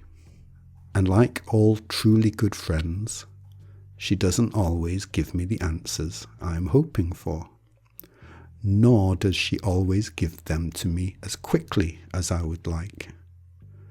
And this in itself proves to be a journey of self-discovery, learning about myself and how to best manage my own desires and impulses.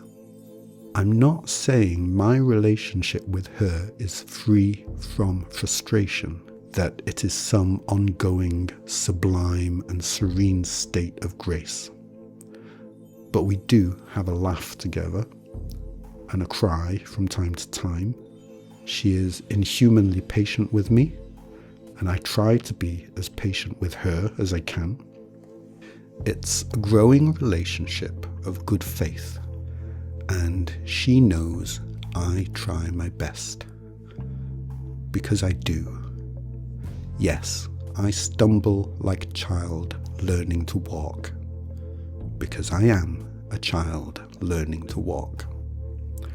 Sometimes I get upset when I don't get what I want, and I may sulk and not talk to her for a while. Sometimes when I ask for her guidance, the guidance I interpret her as having given turns out to be a false answer. But even then, there have been countless times when getting the wrong answer led me to taking actions that eventually turned out to be the most beneficial thing I could have done in that particular moment. And I can prove none of this. And I don't mind. There's 0 point in me minding. The mystery is the mystery. It's pointless of me to expect my relationship with the mystery to dispel the mystery, to become predictable and formulaic. Why would I wish mystery and magic to be gone from my life? What's important is my attitude to the mystery, my own sincerity and positive intentions, an open heart, a willingness to be surprised, a willingness to see things differently, a willingness to cooperate, collaborate. My relationship with Sally is one of respect and love, and I have had far too few relationships in my life that were reliably grounded in respect and love. At least I have one that I know for sure I can rely on. I would not wish the mystery to be dispelled from my life. But Sally can be challenging for sure. She can test me quite severely at times, when she thinks I'm ready for it, when she thinks I need it. And this brings me to the confession. It's so funny. When I created the full title of this lecture, A Confession on a Theory of Everything, I didn't actually have any kind of confession in mind. I thought of the theory itself as the confession, and I really only included the word confession in the title because a friend of mine suggested it would get more people clicking on it. But Sally works in mysterious ways. Of course she does. And something happened. Not that long after I started calling her Sally and talking to her. Something that I really must now confess. I guess I'd better get on with it.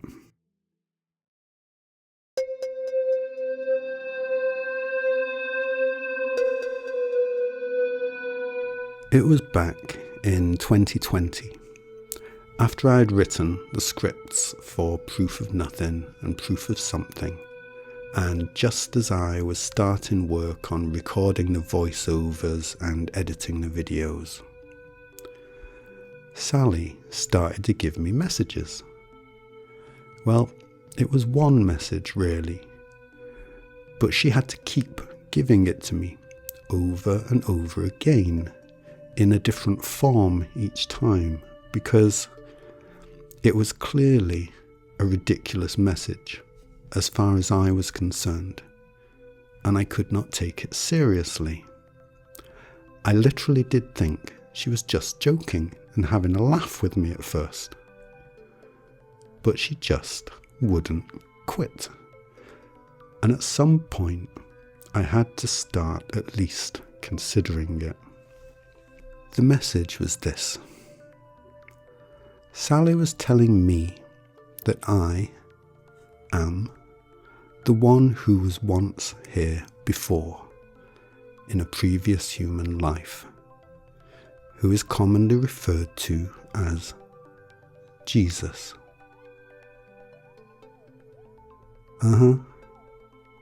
Yeah, I know.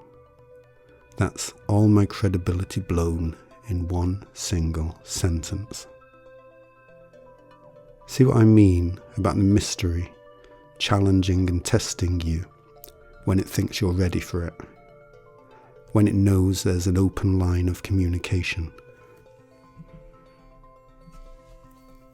Look, I'll tell you now, it does turn out to be true.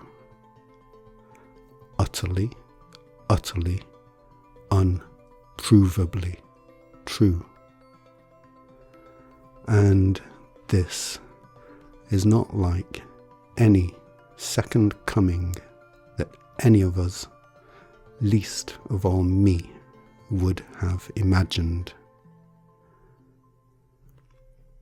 For a start, it's probably important that I make it clear right now that I have a strong antipathy towards religion in general, and the Bible in particular. I do not like that book at all. If you are a fan of it, that is completely fine with me. But I personally do not like it.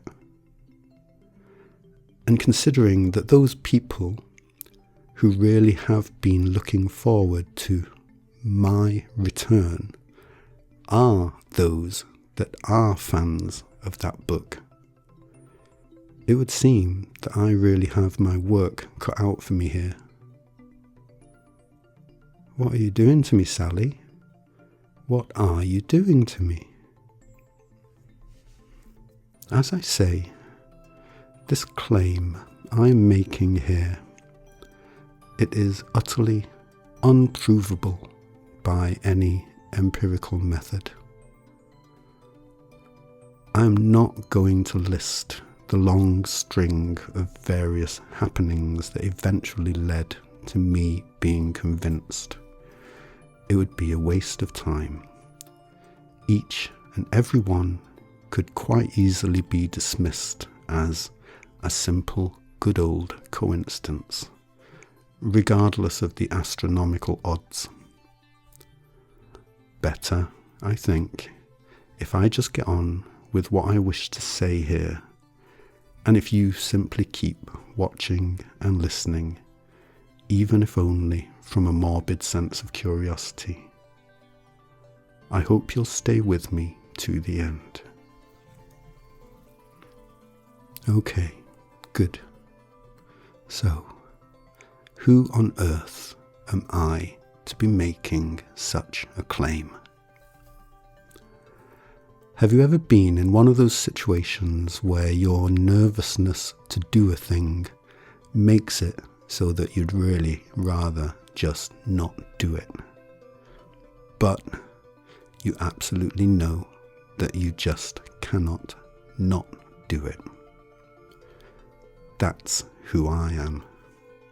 Who I was back then, in that previous human life, I cannot say, because I have no recollection of it whatsoever.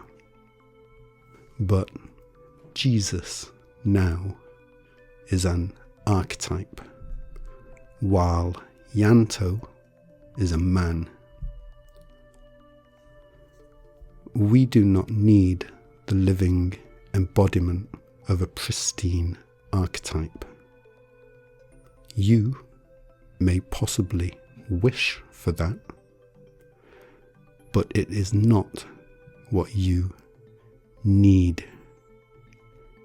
You, none of you, could remotely live up to a pristine archetype. I certainly couldn't. Let me make it clear. I am no longer Jesus.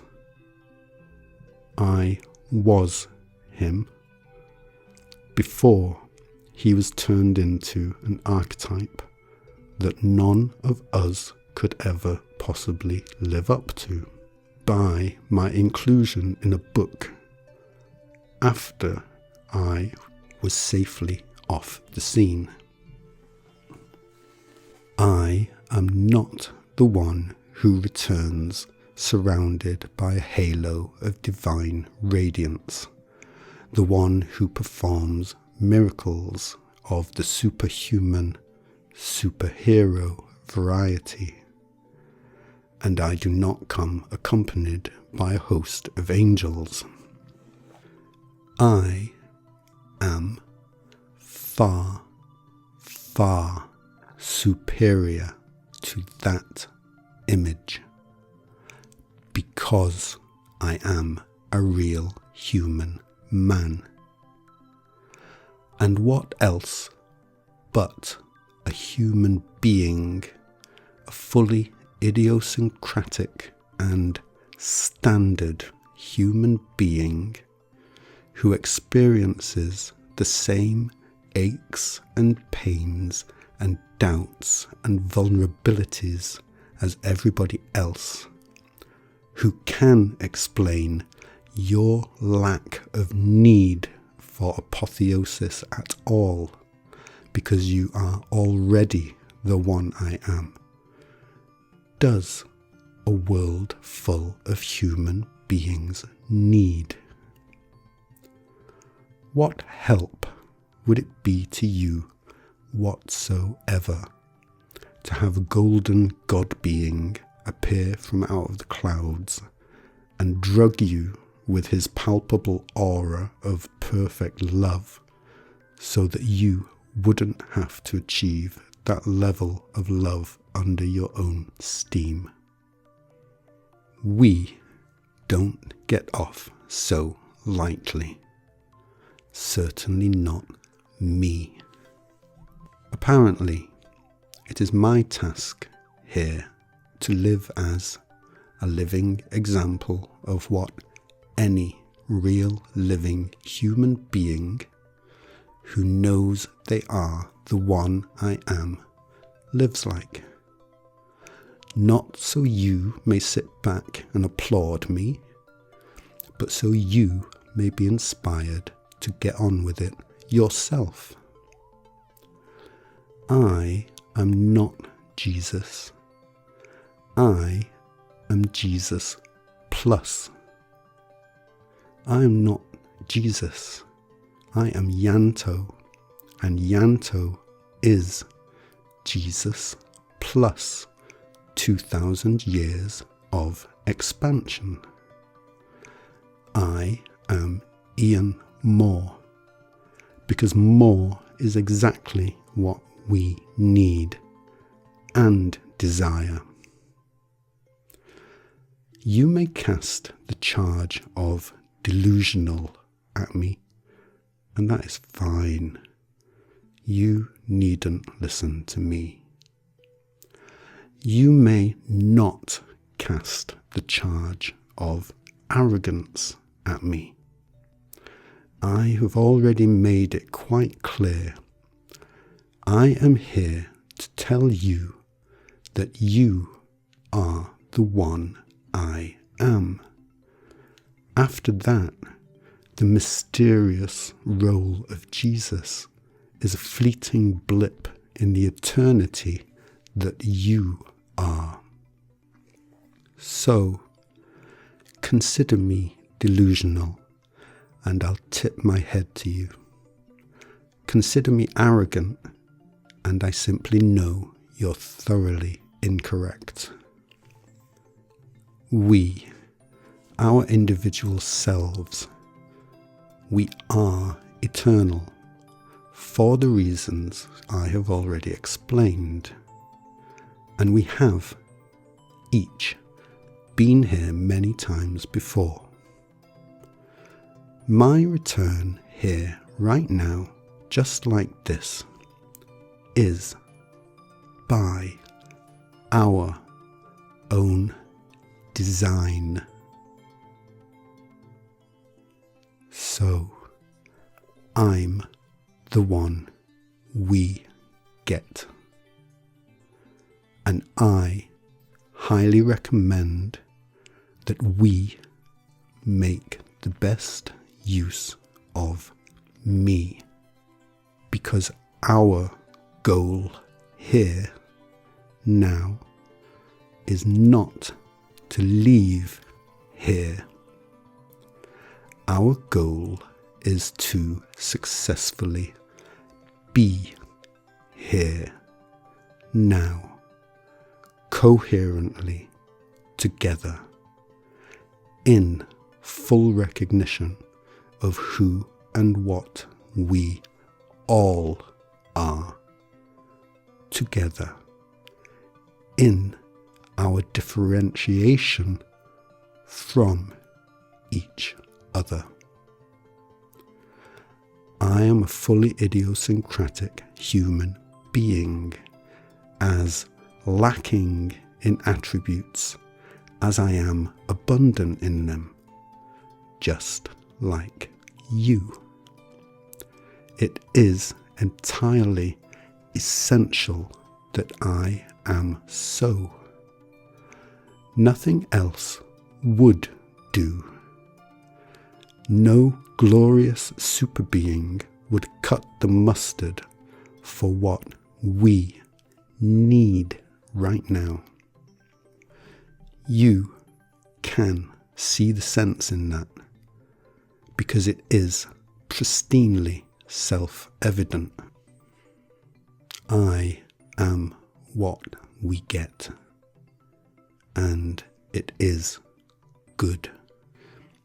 The biggest problem we face in self-polarization, which we are all currently in together, and have been for as long as we can remember, is the simple absence of us knowing truth. In the absence of truth, we can only know lies. As I said earlier, I'm using the word lies to cover all falsehoods, errors and confusions that are perceived, presented, accepted as truth, whether consciously or unconsciously. So if you catch me calling you a liar during the course of this, and you will, because as far as I am concerned, you are, remember that I am not restricting my definition of lies only to consciously told lies. Remember that. Our human world right now is entirely based on lies, and it is not just the lies of those who have all the money. There is no judgment in this. How could there be? If we do not know what the truth is, then literally all we have left to work with is lies. If one of us is to be judged for this, then that is it. We are all judged. End of story. You are not likely to be so upset when I point out the lies of others. But when I point out your lies, the lies you have innocently come to depend upon, in the face of the absence of any coherent truth being presented for your consideration, you may find yourself strongly wishing to resist. But consider this. What use would I even be if I only tell you exactly what you have been expecting and waiting for me to tell you? If you are waiting for me to tell you what you already believe, then I am utterly redundant and unneeded in the first place. In that case, it is utterly pointless in me being here at all. Does that land in you? Let's say that you are one of the Christians that have been so looking forward to me. What is it that you think I am for, if it is not to say things that need to be said because they have not yet been said? If you feel that you need me to say what has already been said and believed, then you do not need me at all. You already know what you want to know, and all I am likely to do is upset or annoy you. If you have actually waited for me in the hope that I would say something that actually makes a difference, then maybe I can be of some use here. So you need to ask yourself what it is that you even want from me in the first place. To the best of my idiosyncratic ability as a real and standard human man, I'm here to bring truth to a world of lies. And only those who are comprehensively sick of all of the lies we are drowning in are ready for me. Only those who are comprehensively sick of their own lies are ready for me. If this is not you, then it is not you. No judgment. But you may as well start preparing your letter of complaint now.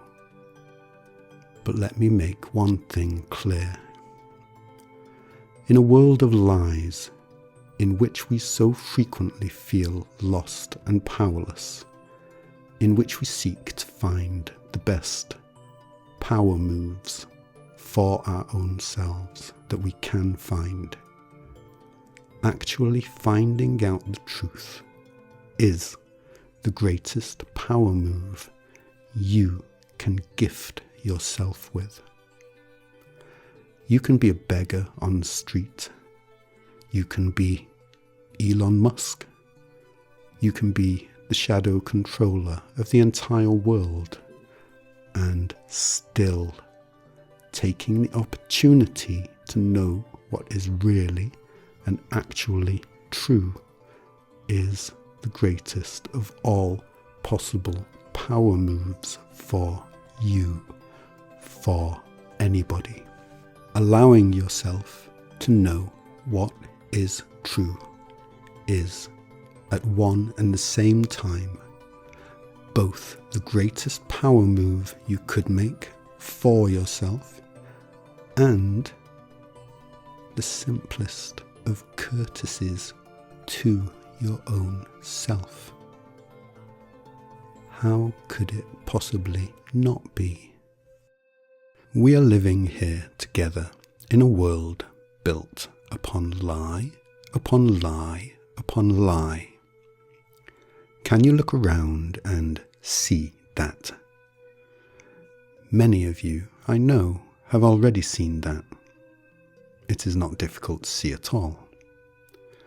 But can you see and accept that you see the sheer extent of it?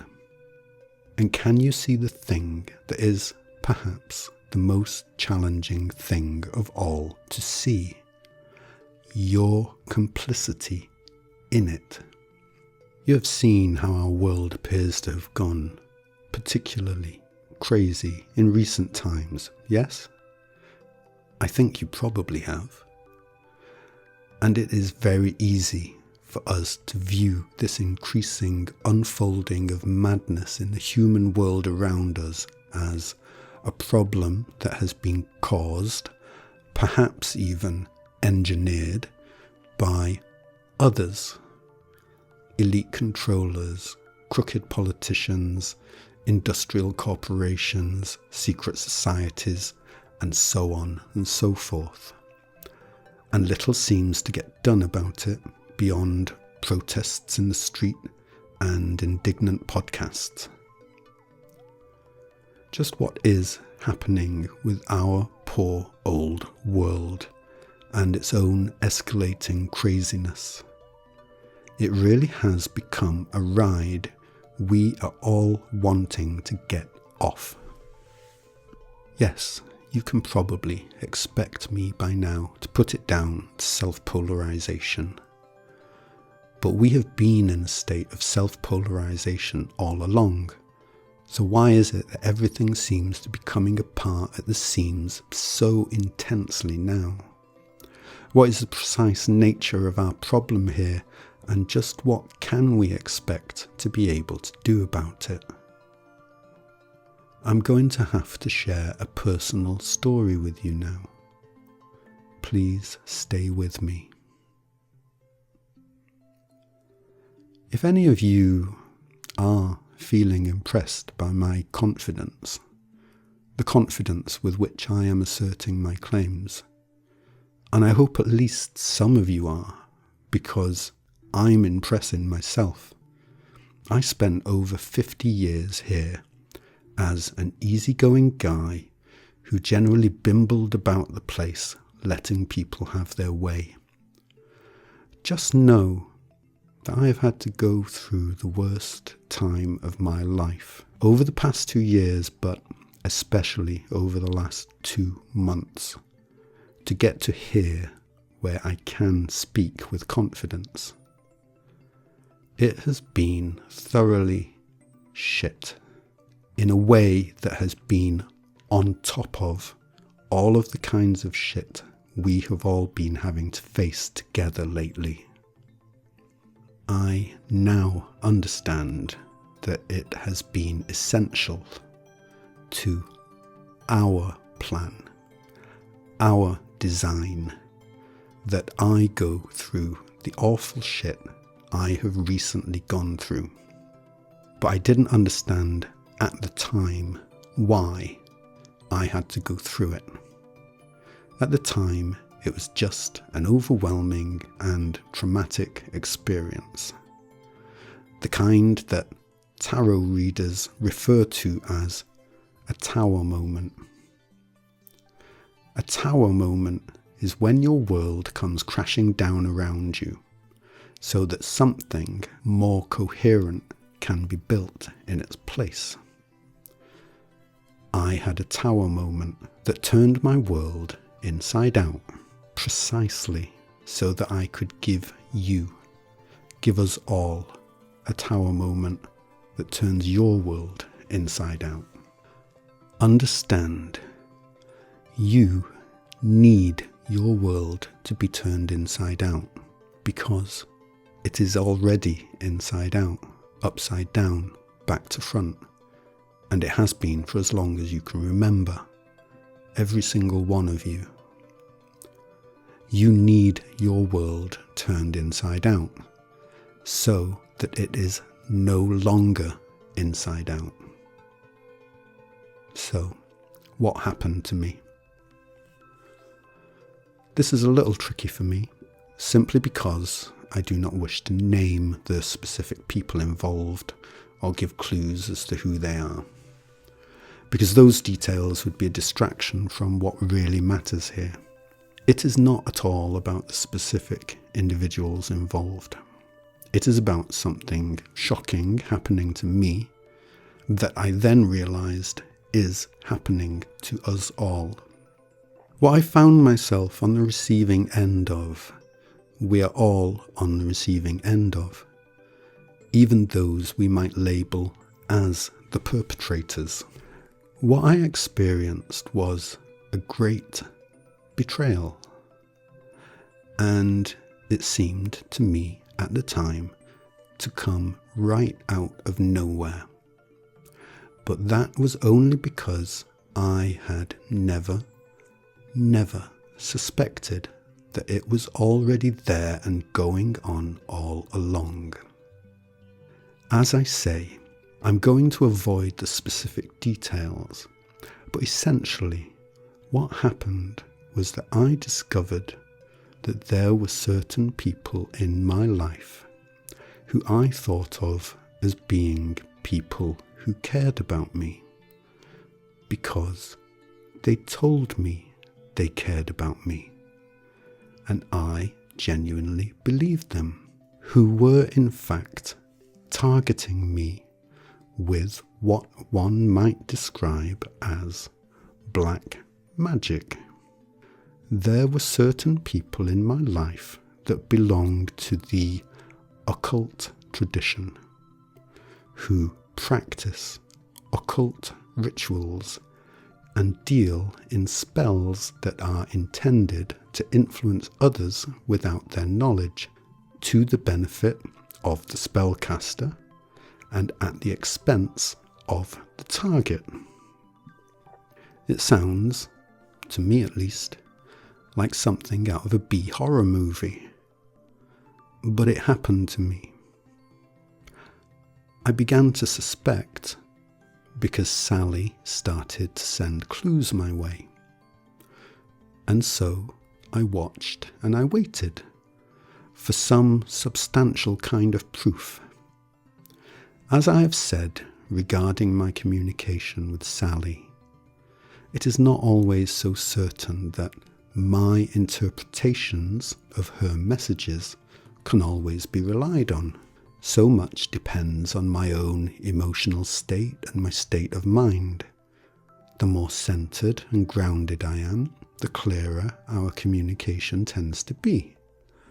The more agitated or anxious or vulnerable I feel, the more our communication can seem to go askew, because I'm not in a fit state at those times to see clearly and hear clearly.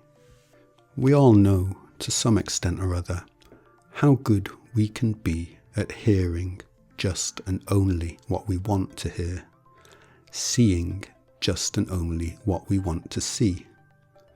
I'm aware of this in myself, So while I was willing to consider Sally's messages of warning, I was not going to allow myself to definitively believing them until some form of solid, tangible evidence showed up.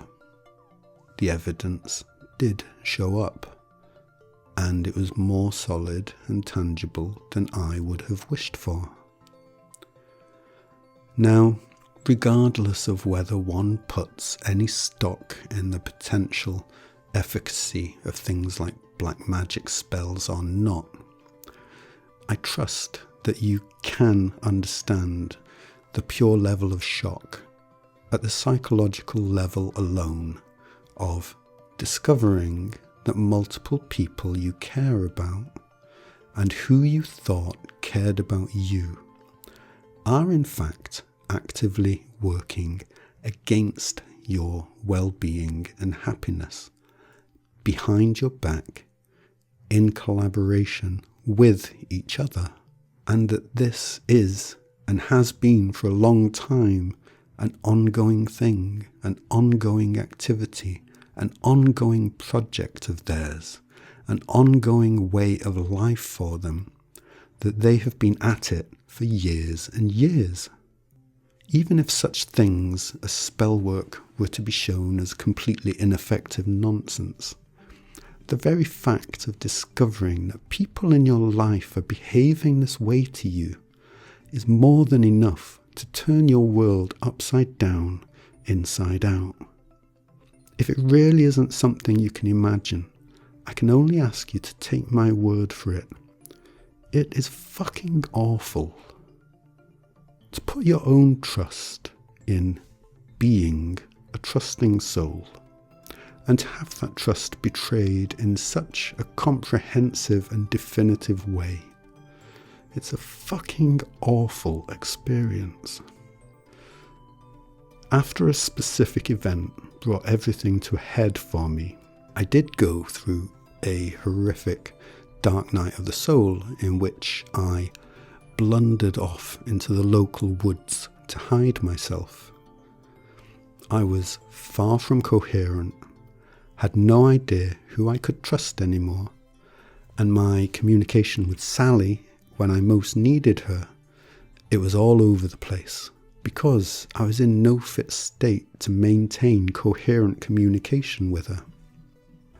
Looking back on that night now, I can see very clearly that Sally totally looked after me and guided me through the experience. But it wasn't by giving me accurate answers to the questions I asked, because she could see better than I that I wasn't even in a place where I could ask the right questions, let alone correctly decipher the answers to them. Sally's answers had me bumbling miserably around my local town in the night, from one location to another, hiding in shadows, jumping behind bushes at the approach of cars, in a kind of fever state of fears and justifiably paranoid assumptions, until I was just exhausted and went to stay the night at the house of somebody I hoped I could trust. I came out of my last romantic relationship back in September, and I now live alone and don't go out to see anybody, and I don't have people over to see me.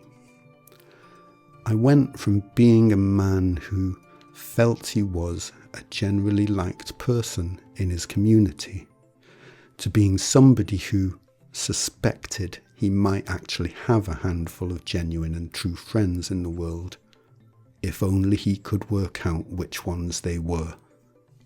My life has been turned inside out, and as awful as that experience has been, it has forced me, after a month or so of recovery from utter heartbreak, to come face to face with the lies I have told myself. And this is what is important here.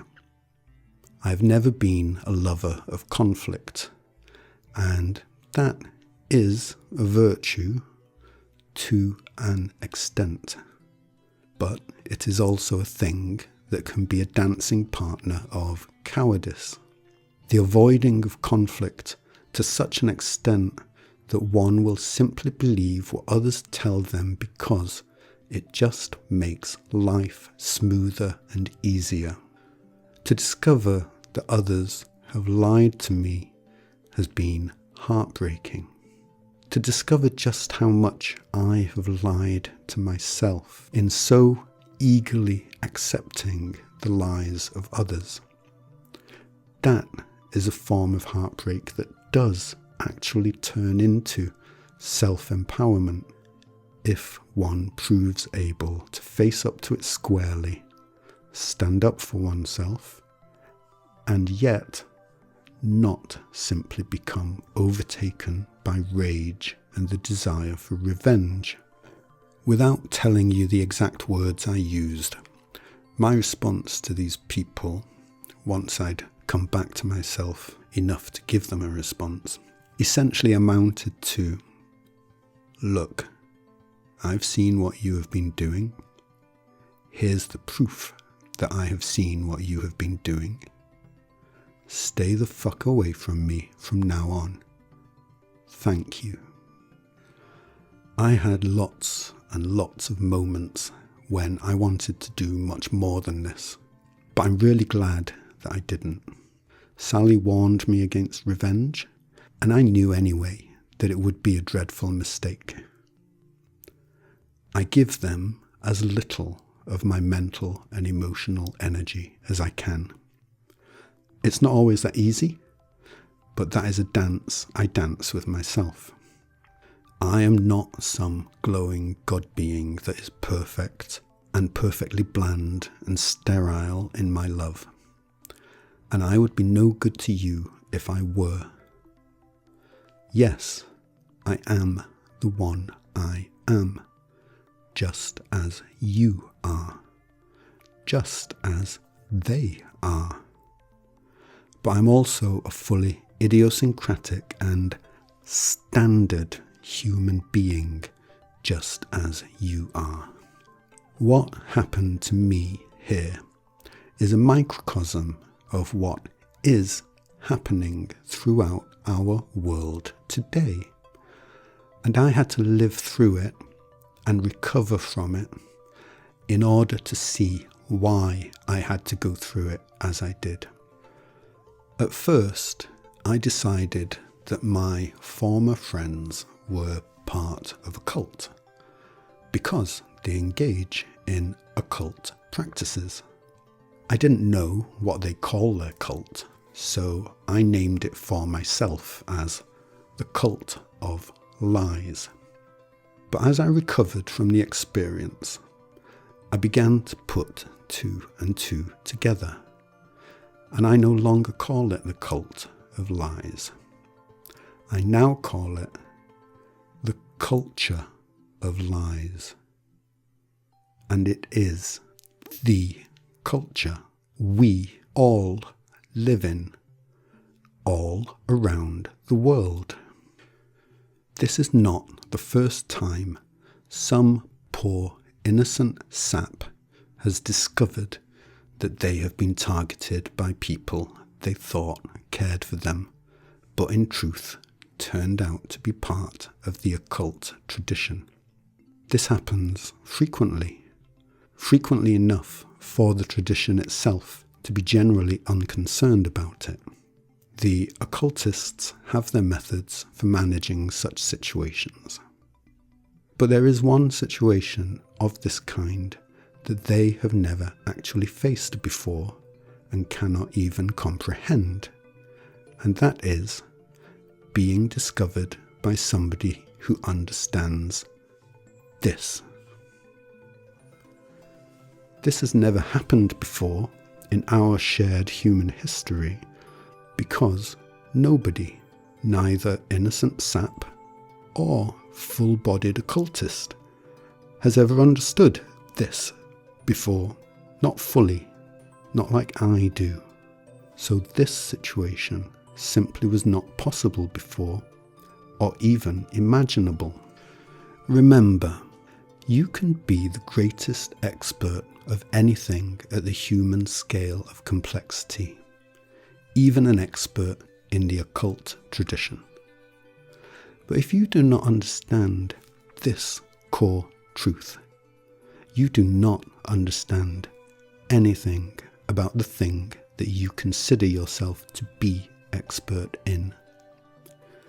You may be the great grand poobah of your order, and still, you have no idea of what the fuck you are doing, and even less idea of who the fuck you are doing it to. I, who have never been an occultist, not in this life anyway, will tell you, whoever you are, occultist or not, all you need to know about the culture of lies. I am the only one here fit to do it, because I understand this. The culture of lies can be broadly structured into 3 tiers. Of course, each of these 3 tiers has its own various internal levels, its own subdivisions or hierarchy, but it is enough for us to know the 3 main levels. And these are the semi-conscious, the conscious, and then there is shadow control. The semi-conscious members are those of us that are not aware of the fact that we are a part of the culture of lies. We are semi-conscious because we understand that something is wrong, we just can't quite put a finger on what it is. If you are not consciously part of the occult tradition, then you are a semi-conscious part of the culture of lies, in the same way that livestock is part of a farm. Livestock is a vital part of a farm, even though it isn't even aware of such a concept as a farm. If you are not consciously part of the occult tradition, then you are the livestock of the occult tradition. The conscious are those of us that are knowingly, consciously members of the occult tradition. The conscious are equivalent to the farm workers. The farm workers keep the livestock penned in, control them, slaughter them when needed, and generally ensure that the livestock serves them, that the livestock gives and gives and gives of their own raw materials. The livestock serves the farm at the livestock's own expense. The conscious farm workers of the occult tradition also serve the farm, but each of them tries their best to ensure that they gain more than they lose in the process, and so they tend to be competitive with each other. The third tier of the culture of lies is shadow control, that mysterious hidden entity whose identities so many of us wonder about, though none of us truly expects to ever see that full disclosure. Shadow control owns the farm, but it is a secret owner that really does quite literally operate from the shadows. You might expect that shadow control would be the most conscious members of the culture of lies, but it is quite the opposite. Shadow control is the unconscious, the most unconscious of all. I do know who shadow control is, and I am going to disclose their identity right now. Shadow control is every single one of us. Shadow control is you. I am my shadow controller, my unconscious shadow controller, nobody else. You are your unconscious shadow controller, nobody else. I'm not being metaphorical or poetic here. I'm not using artistic license here. I am being 100% literal. Shadow control is the great liar, and it is you. And the only one that your shadow controller lies to is you. And the great lie that the great liar, who is you, tells you is that you are not the one I am. And the reason the great liar is such a great liar is because the great liar believes their own lie. Because that is precisely how unconscious they are. Precisely how unconscious you are. The elite are not the shadow controllers. The elite are farmhands. The richest people in the world do not own the world. They do not own the farm.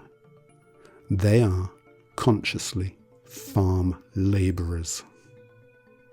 And whether you, who are listening to this right now, are semi-conscious livestock or conscious farmhand, it is time for you to recognise your own lies as your own fully unconscious shadow controller to yourself and set yourself free. This is what full disclosure really looks like. There is no point at all, now that this full disclosure has been made, in us now embarking on witch hunts. The reason there is no point in us now conducting witch hunts is because a full half of us are the witches. And what is the point of those of us who have lied to ourselves because we simply did not know what the truth was, hunting down the other half of us that have also lied to ourselves because they don't even know what the truth is? You are your greatest betrayer, nobody else. Whether you are livestock or farmhand, it is you that has eaten up the lies presented to you like candy. It is you that has fully and comprehensively betrayed you, just as I realized that it is I, that it was always me, that has most definitively lied to me. Those of you that are occultists who are listening to this, how able are you to wake up from the spell that you think has only been put on others? Does the occult tradition really represent a full half of us? I can't tell you definitively it is exactly that ratio, but I can tell you that it is far, far greater than some tiny handful of people at the top of a triangle. The occult tradition is all amongst us, and it selects and initiates from its own livestock those that it deems best able and willing to serve it to its liking, and all of the different forms of industry that we have are overseen by it. And the members of the occult tradition are expert in bad-mouthing each other in public, while working as a team in private. This serves two purposes, at least two purposes. It gives the impression that they're not connected to each other, and it also encourages one to choose between them. Which one you choose doesn't matter, as long as you are choosing one of them.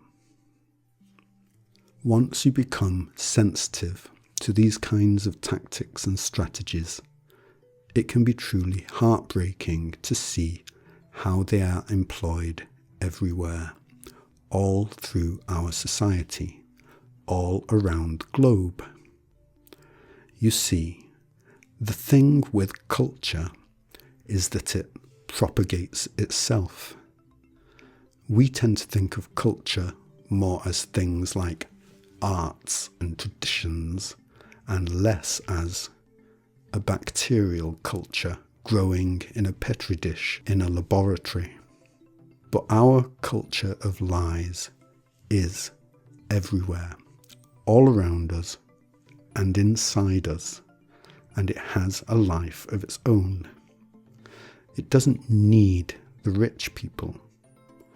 They could all take themselves off to some remote island to never be seen or heard from again, and yet the culture would remain in us, as strong as ever, and there would soon be a new elite of rich people to take their place.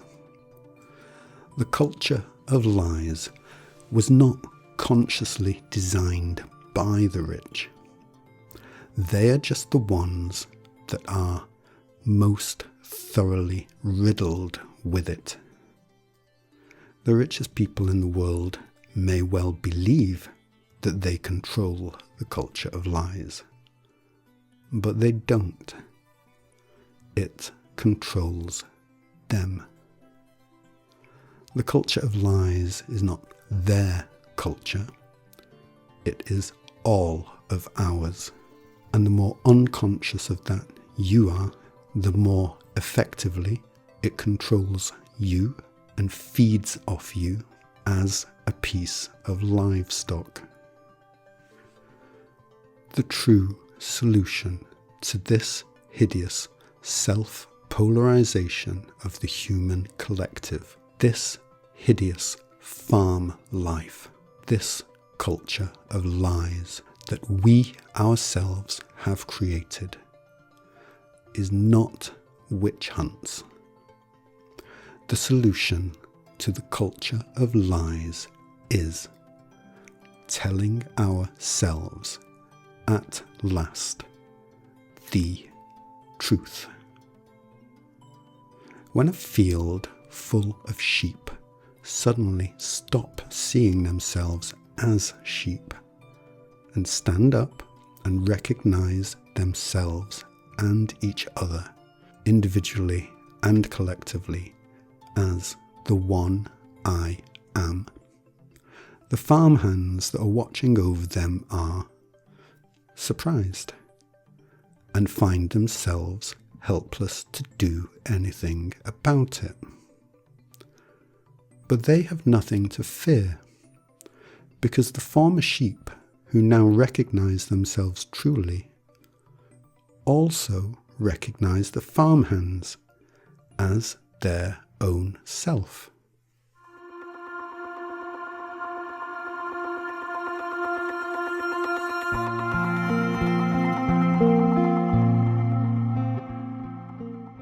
So, our world right now seems to have become an overwhelming and all-consuming mess, the like of which we had not been expecting at all. But here it is, and here are all of us, right in the middle of it. What are we really to do about it?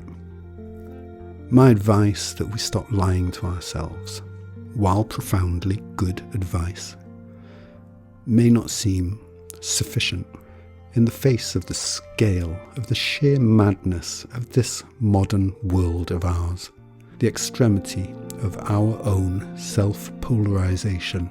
Just how exactly is a human being who has awakened to the fact that they are the one I am suddenly supposed to start conducting themselves in a way that causes the tidal wave of insanity to fall back and subside so that we can exist here together in an integrated coherency that allows us to build our heaven? How the exact details play out, I cannot tell you. Sorry about that. Will the richest people in the world wake up from the nightmare themselves and free up all of their hoarded resources to the rest of us? Will we simply turn our backs on their systems and start to look after each other until they start to feel left out and want to join us? Will they go ahead and seek to impose the furthest extremity of some all-out master plan to bring us under a control that cannot be broken, so that we are compelled to all-out revolution? As I say, I cannot tell. I'm just the basement worker who knows how the boiler works. I can't predict detailed futures at the highly complex level of the human collective. What happens will happen because we make it so, not because I unveil my master plan. But what I can do is give you my own guidelines for human interpersonal conduct. There's only 3 of them, of course, and I can give you the one golden rule. So that is what I will do. Yanto's 3 guidelines for personal conduct are very simple and may not sound like they are likely to change the world, but they are a good idea for each and every individual human being, even when the people around you are not following them. And they are especially helpful when one finds oneself in a world in which one is surrounded by liars, liars, and more liars. My 3 guidelines for personal conduct are: be kind, be honest, be willing to laugh. If you are unsure of how you should conduct yourself as the one I am, these are my suggestions. Take them or leave them, but know I highly recommend them. They may seem rather flimsy to you, but they are not. In this shared world of ours, in which lie is laid upon lie, these 3 guidelines count as hardcore challenges. You apply them to yourself first and foremost, and after you have got a handle on being kind, honest, and willing to laugh with yourself, then you will automatically be fit to do it with others.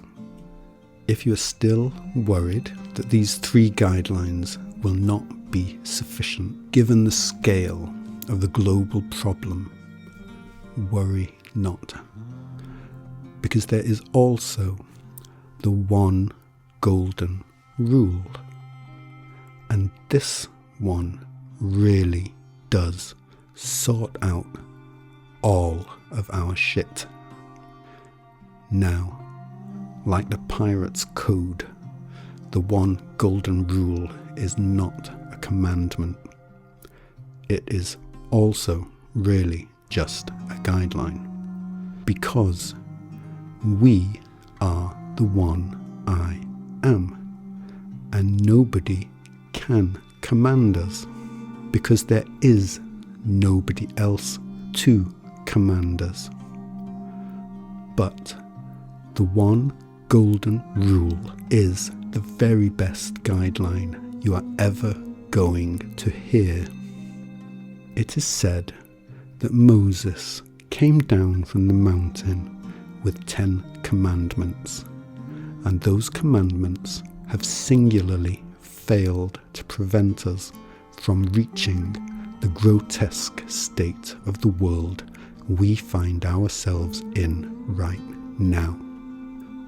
Perhaps if those 10 commandments had included the one golden rule, we might already be living in heaven on earth. But they didn't. If they had been worth anything, they would have, but they didn't. The one golden rule, which is not a commandment, but which is the greatest advice that the one I am can always follow, regardless of whatever, is this: we do not let the child be harmed. We do not let the child be harmed. We do not let the child be harmed. We do not let the child be harmed. We do not let the child be fucking harmed!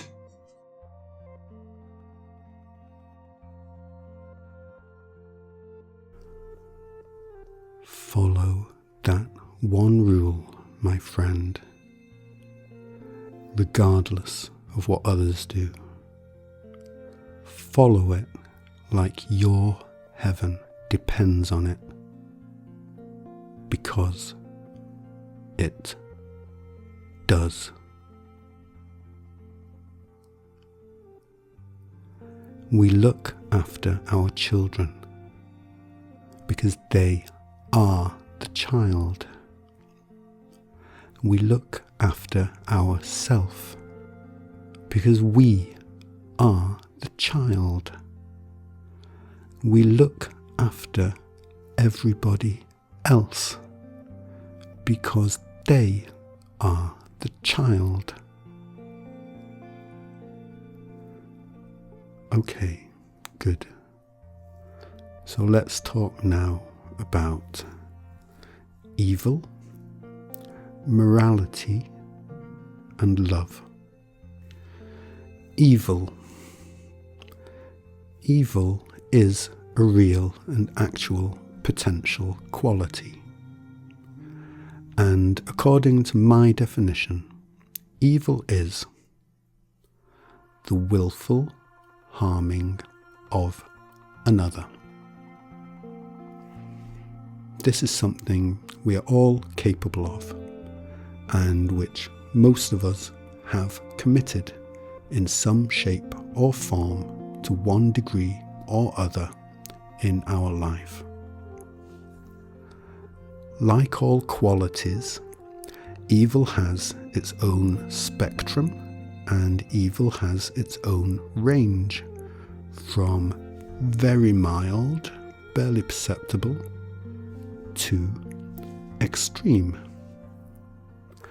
The most extreme form of evil is the willful and systematic torture of a child. That's really all I need to say about what evil is. Morality. Morality does not exist. Morality is a lie. a made-up thing. There is no such quality. There is no right or wrong in the moralistic sense. This may come as a surprise to some of you. Surely, you might say, the committing of evil must be considered to be morally wrong. For example, the most extreme form of evil, the willful and systematic torture of a child, can only be considered as morally wrong. No? No. Yes, the torturing of a child is an extreme act of evil, one to be avoided or prevented or stopped with the utmost commitment. But it is not morally wrong. It is not morally wrong for a very simple reason. If you ever do walk into a room to find a fully grown adult willfully and systematically torturing a child, the thing that you are witnessing is two tortured children. The only person that ever tortures a child is a child that has been tortured. Yes, in such a situation, you will intervene if you can, and if you are not a tortured child yourself. But to condemn to punishment a tortured child for torturing a child is to willfully and systematically harm a child, for which, by your own invented moral code, you should also be condemned, punished, harmed. In this way, the enforcement of invented moral codes of one person on another, evil begets more evil. Punishment is evil. Punishment is evil. I do not deny that I have daydreamed about punishing those who have hurt me. I have. But I'm not going to seek that. I don't really wish for that. Not when I'm grounded and centered in who I am. What I truly wish for is that those people may find healing for themselves. And I am sincere in this. It genuinely pains me to think of how wounded and confused they are. Even while I understand that they do not necessarily view themselves in that way, I am aware that they have their own rationalization for the things they did, the things they do. I have a good idea that this rationalization centers around some distorted view of what natural order is. As it may be, I will not, I cannot go about my life begetting evil with some distorted moral code of my own. I won't do it. And there are very good, energetic reasons for this attitude of mine.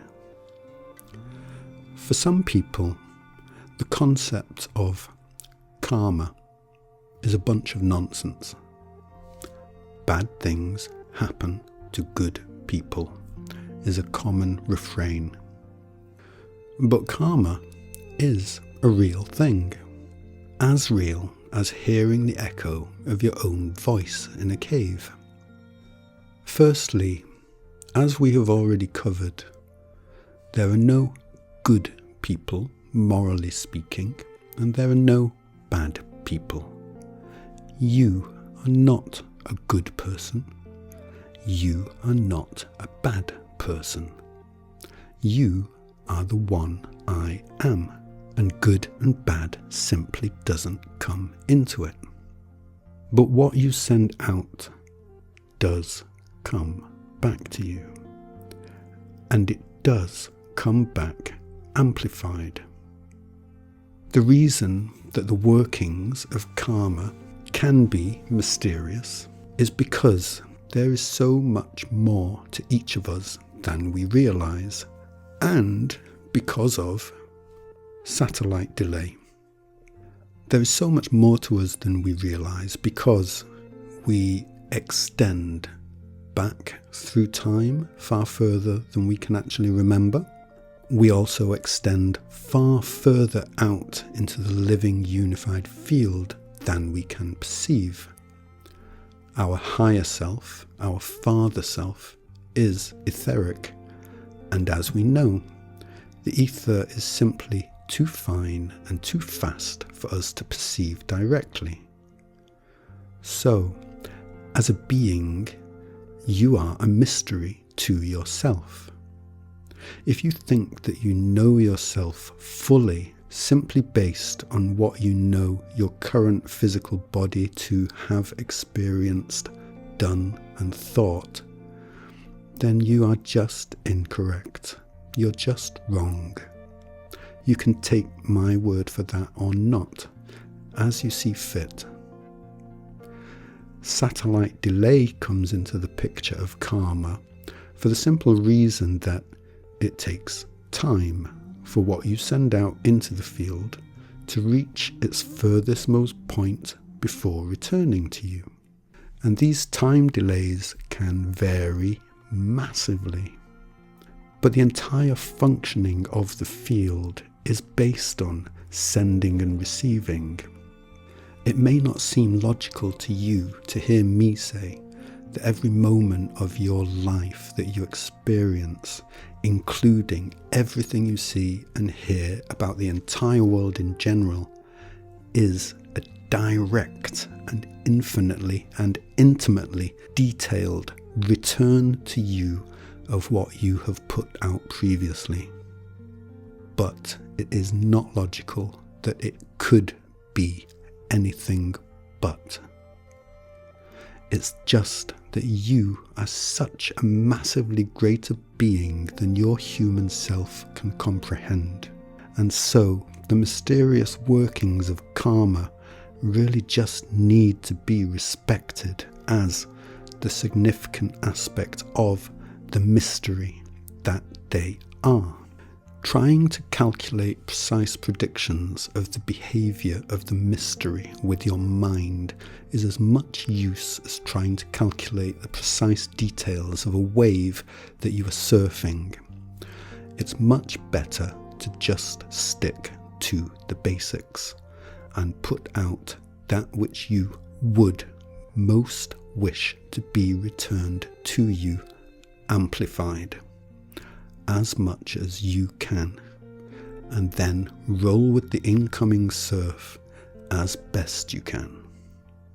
Those of you of the occult tradition that have been told that you can mitigate karma, avoid karma, or that karma is simply nonsense, you've just been lied to. That's all. And that shouldn't really come as such a surprise to you. What goes around does come around, and it will come around. I actually do not doubt that there is beauty and truth in your tradition, just as I know that there is beauty and truth in the traditions of modern science and maths and the Bible.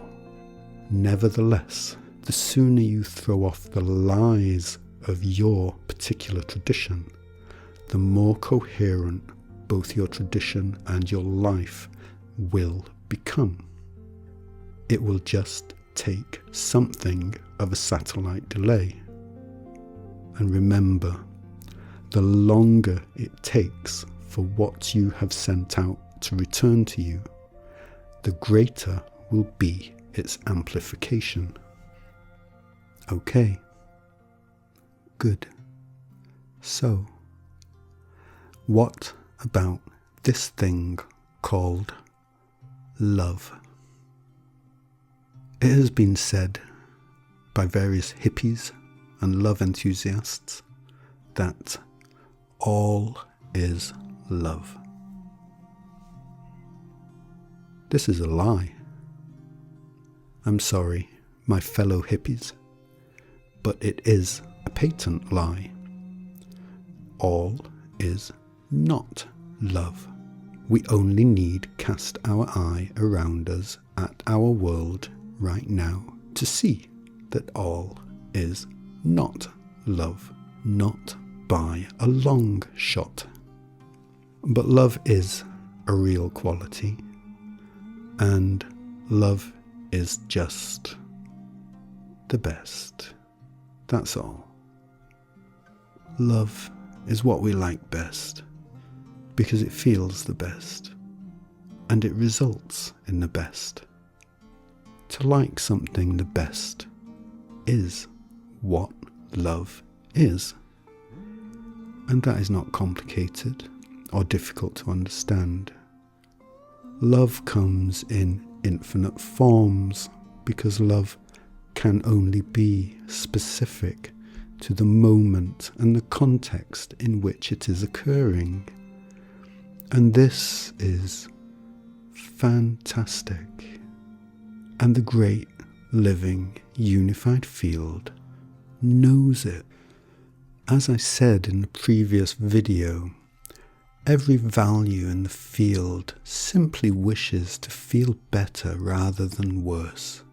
That all values in the field seek to move towards that which feels better rather than worse is the field's continual movement towards love. And as any given value in the field becomes more experienced at moving towards that which feels better rather than worse, it becomes more and more adept at doing so. It becomes more and more knowledgeable about how to experience and maintain more love.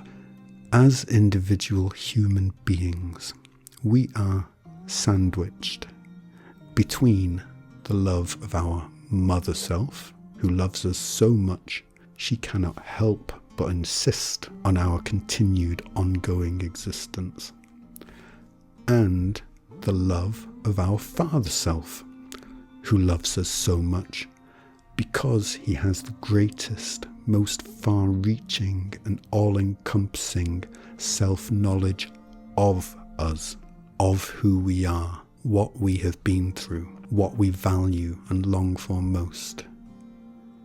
And if our mother self forcefully pushes us through this rather harrowing experience of self-polarization, and our father self guides us through these hard and challenging days of self-polarization, you can be sure that they know what they are doing, and that they are doing it for and with the great love, wisdom and understanding of exceptionally skillful and caring parents for their beloved child. Though the child itself may scream and shout and throw tantrums and not understand what is going on until it reaches the other side and finally realizes just how much has been done for it by its own parents. We, the one I am, are forever expanding into greater and greater, higher resolution, differentiation of ourself, because we can't help it. And so we have become expert at doing it with the greatest love, because that is what we like best. And we are eternal, so we have had a great deal of practice, even though each new order of scale of consciousness of ourself is new to us, and the initial stage of self-polarization that we have to go through does present genuine, authentic challenges for us. Yes, self-polarization can be a real bitch, but our mother self pushes us through it all the same, and our father self guides us through it all the same with great love, because they are both filled with delight at where it leads us to, which is right here, but right here after we have emerged from self-polarization is a very different experience to right here in self-polarization as we are now, and as we have been for as long as we can remember.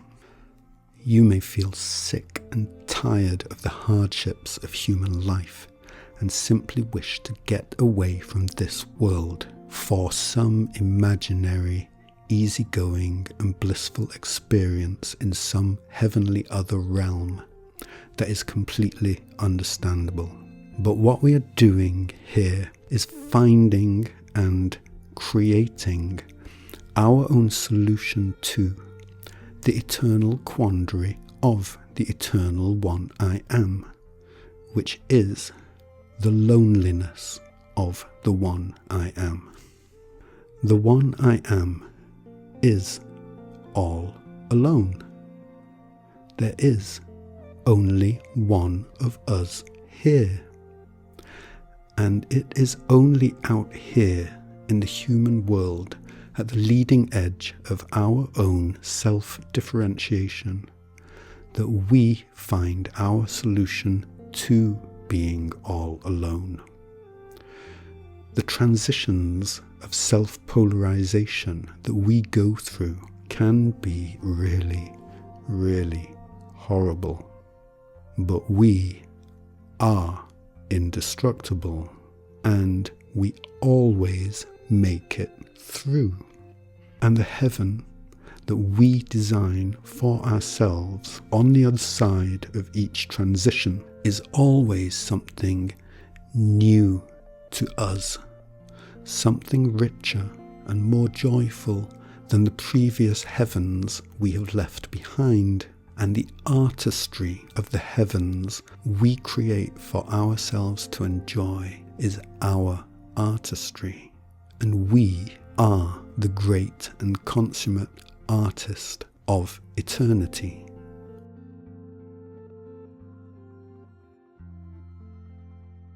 There is a ridiculous quantity of the quality of hurt in our world right now. Some of us feel crippled by it. Some of us have managed to bury it to the point where you might say to me, I don't know what you're talking about. I don't feel any of that. If I tell you that you are an expert liar, you may tell me, you don't know anything about me. Stick to talking about yourself. Well, when I talk about you, I am talking about me. You may think that you are not me, but you are. And you cannot make it otherwise, no matter how much you lie to yourself, no matter how expert you have become. How are we supposed to stop lying? We only do it because we feel unsafe. How are we supposed to suddenly start feeling safe enough after so long? To stop lying after so long, we first have to actually see that we are lying.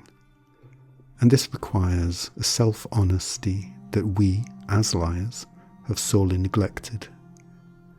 For the great majority of us, maybe for every single one of us, it takes a serious quantity of resolve just to get that far. Once you do manage to reach that level of self-confession, then you can compare what your lies have brought you to the things you had hoped they would bring you. And then you can feel a heartbreak that leads to anger. Not an anger at the world, not an anger at all of the people who have lied and still lie to you, but an anger at yourself. Yes, you can blame the world for making you want to lie in the first place. You can blame the other people who taught you that you needed to lie. But that's just you lying to yourself again. Other people lying to you is their problem. You believing the lies of others is yours. You believing the lies of others is the greatest way in which you lie to yourself. And nobody has done that to you but you. You won't stop lying to yourself until you get sufficiently pissed off with yourself for betraying yourself with such determination, such commitment for so long.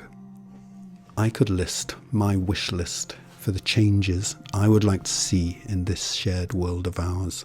I could talk of how very disgusting it is to me that we even have such a thing as billionaires, while we even have so much as a single homeless person.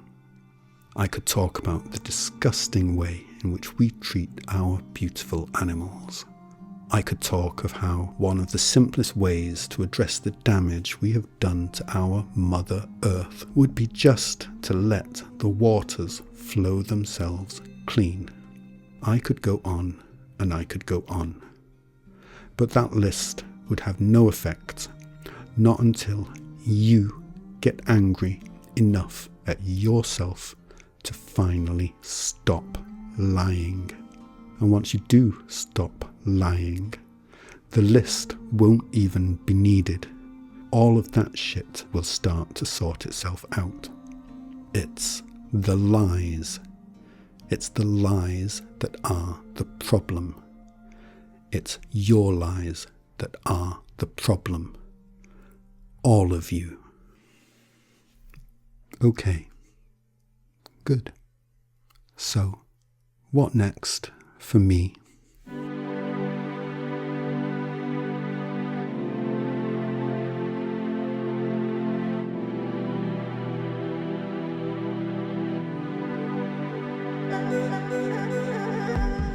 My name is Yanto.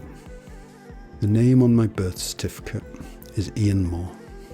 I was born in Hope Hospital, Salford, England, on the 2nd of November 1968 to Myrna Moore, Nee Palmer and David Moore. I like to write stories and songs and make videos. My most nagging creative desire these days is to design a board game. I am a simple man who enjoys the simple pleasure of relaxing and having creative fun. I have, in my younger days, attempted to break into the creative industry in various ways, but it invariably left a bad taste in my mouth, and I eventually realised I'm actually happiest as a humble home hobbyist. that's pretty much what I am today. Before I end this video, I want to say something about the lot of the creative artist in this shared world of ours. Just like everybody else, the creative artist is beset by lies on all sides, especially regarding what constitutes success for the creative artist. Money is success, and possibly fame if you're really good, if you're really worthy. But it's all about money for us really, isn't it?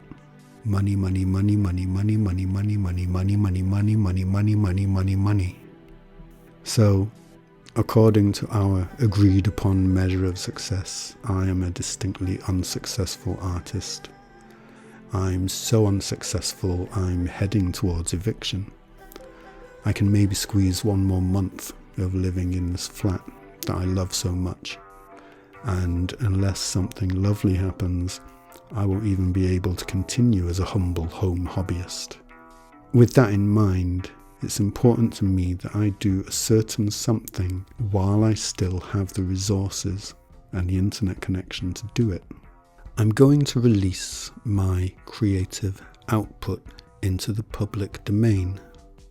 This is important to me because I have come to realize that in my heaven on earth, the creative output of all artists would immediately be in the public domain as soon as it is created. I know, it's sacrilege. Such a crazy guy I am. I already have a few things on my website that you can download if you'd like. A couple of novels, a small collection of poetry, some music and song, all recorded at home. My production values are the production values of the home hobbyist. But I do like to daydream about other artists finding value in my work and mucking about with it themselves, putting their own spin on it, creating their own versions. And of course, this would not even be possible if I stamped the copyright symbol all over it. I need money just as much as anybody in this world if I want to keep my home and feed myself and what have you. But as an artist, the thing I most desire is to see my work find an appreciative audience. If I were to be given the choice between £1 million and no audience, or 1 million people who enjoyed a piece of my work and no money, I would take the audience. I would. To me, it is such a beautiful thing when some great old artist's work finally enters the public domain and anybody can do with it as they please. And what is that creative piece of work anyway? A string of words, a string of musical notes, a string of images. And now, all of a sudden, the artist owns that string of words and jealously keeps others from using it creatively themselves. For money. Money, money, money, money, money, money, money. What a disgusting fucking world we have built here in this journey through self-polarization. I have put the copyright stamp on my work in the past, when I didn't know any better. I hereby officially renounce all copyright stamps on any creative work that is solely mine. If you find a piece of my work that is mine and mine alone, and it has that copyright symbol on it, please feel free to ignore it and do whatever you like with that piece of work. I won't ever take you to court for it. It would be the greatest joy of all for me as an artist to see people enjoy my work enough to even want to play about with it themselves. That would be my great joy and honour, worth more to me than any amount of money, money, money, money. So, please, any of you that do enjoy a song of mine and would like to sing it yourself, you can sing it. You can do what you like with it. It's as much yours as it is mine. It's a song, for fuck's sake. It's a string of words and musical notes. I don't fucking own them.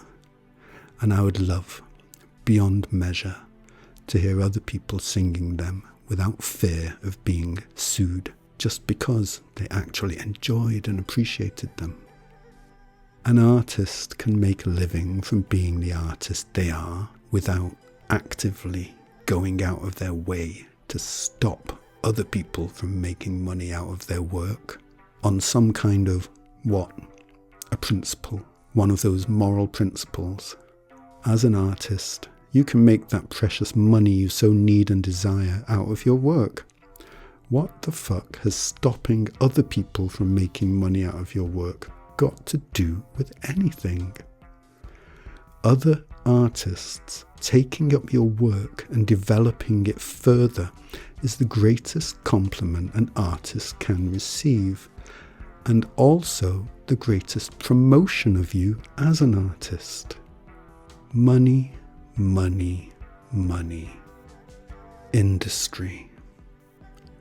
Industry is the most inhumane human invention of all. I want nothing to do with it. You all need to work out what is best for you according to your own personal idiosyncratic circumstances. Just try to be honest with yourselves. Try to recognize your own lies and the lies of others. Choose that which is good and meaningful to you. So, yes, you can find some of my creative output for download on my website. In the coming days and weeks, I'll be adding more of my back catalogue of songs while I'm still able. There is an option on the site that hosts my music for donations, so if any of you would like to help me extend the time I have available for uploading more songs, you can make a donation there. It would be nice to get them all on there, but you don't need to. The music is there for free and it's yours if you want it. Aside from that, I'd appreciate it if none of you come seeking me out. Please, please. I've delivered my message, and now it's time for me to sit back and watch all of you. I'm not inviting visitors or propositions of any kind. You are not invited. I need a break. You are not invited to come seeking me out. And any of you who wish to ignore that and just go ahead and seek contact with me anyway, just know that you are the ones I least wish to hear from. Okay? Good. So, what is next for you? If you are with me now, after hearing all I have said here, the most helpful thing you can do, other than being kind, honest, willing to laugh, and not letting the child be harmed, is promote this video, please. This video is also public domain. It is also yours to do with as you please.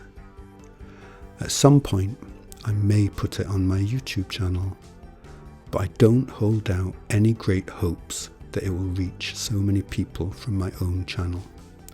None of my videos do. As I said earlier, I am as lacking in qualities as I am abundant in them, and self-promotion is definitely a quality I'm seriously lacking in. The temperament for it is just not there. I've made the video. I need others to promote it. You can post it in its entirety on your channel if you like. If you are creatively inclined yourself, you can use it to make a review or promotional video out of your own creative passion.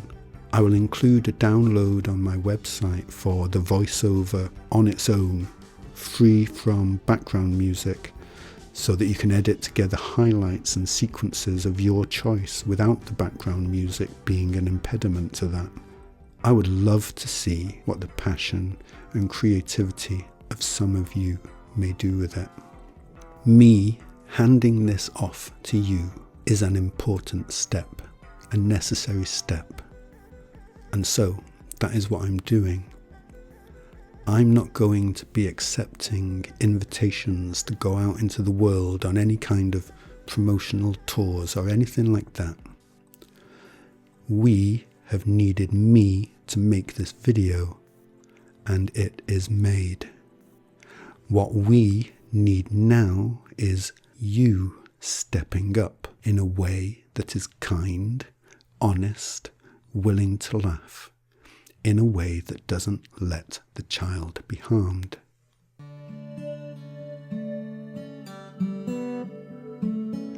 Let me make something clear. We do not sacrifice the child, the holy, innocent child. We do not sacrifice our very own self. The self is the child of the one soul.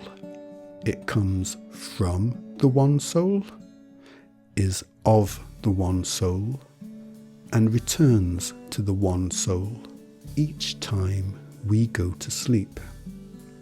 This man on this cross here, which has become the branding, the logo of the biggest religion ever, this man represents the self, our self, and it is held up as the great ideal that we sacrifice our self.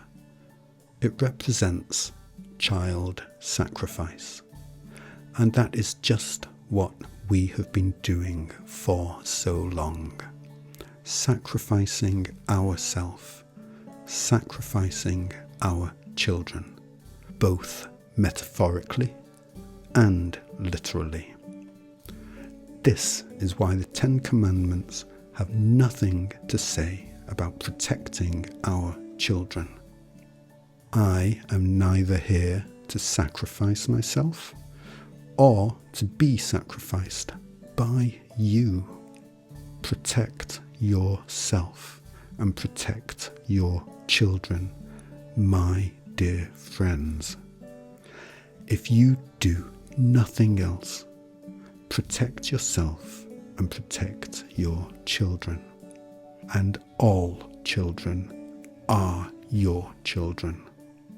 Protect your children from the entertainment industry, the education industry, the health industry, the food industry, from all industry. Protect yourself and all your loved ones as best you can. Teach your children what I have taught you here, that there is no such thing as less than zero. You are eternal, and we are one, the one I am. Teach them this from the start. You can still use the plus and minus for basic arithmetic, but not for understanding three-dimensional reality. Teach them to talk to themselves with kindness, honesty, and humour. Teach them that we do not let the child be harmed. Teach them that there is both simple, core, understandable truth and higher, subtler mystery, and that both of them love us. Teach them that they are greater than surface appearances suggest. Teach them to see the difference between the short-term effects of believing lies and the long-term consequences. None of these things are difficult to teach, especially to a child who has not been habituated to lies. look after your children. What I am most hoping for right now, for myself, is the time to take care of myself, do some more recovery, perhaps have a go at my ambition to design a board game, and watch all of you. I hope to watch you make me proud. If any of you are up for that, you will have my greatest gratitude. Show me that you understand. Thank you.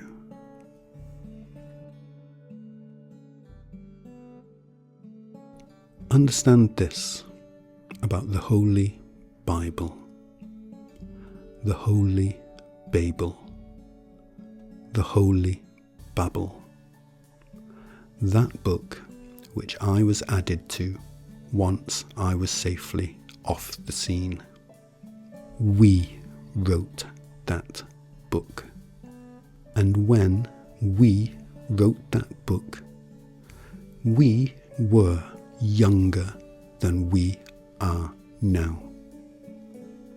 We were self-polarized children when we wrote that book.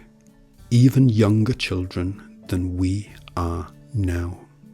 And in self-polarization, the truth becomes inverted. How does that quote go? I am the way and the truth and the light. I am not this puritanical sterility. We are not this. I am all of this. We are all of this. But if there is one location that most accurately defines our position, then I am the grey. I am the centre point from which all opposites and contrasts come, and to which all opposites and oppositions return. I represent the grey, the integration of light and dark, along with the full spectrum of the wheel of life.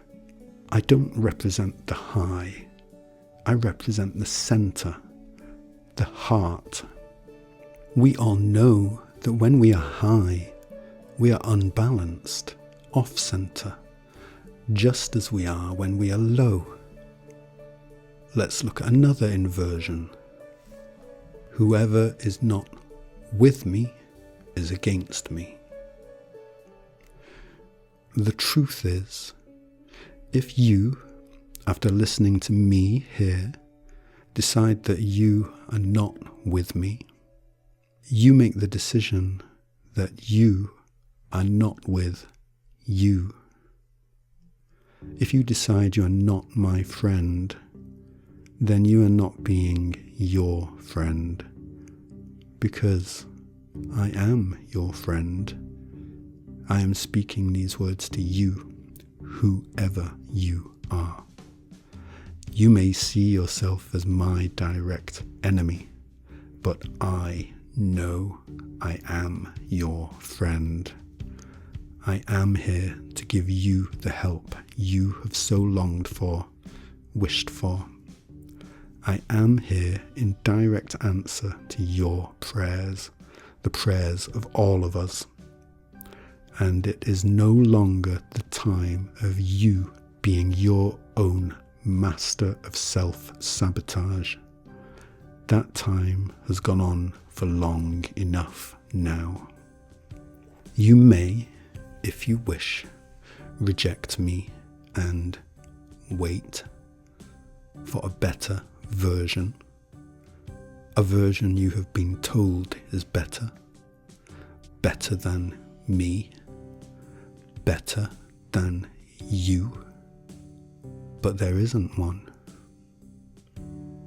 There is no one better than you. Because there is nobody other than you. Because you are the one I am. We are the only one here. And whatever madness we find here is our madness. And whatever sanity we cultivate here is our sanity. There is only one of us here. And you are as much that one as I am.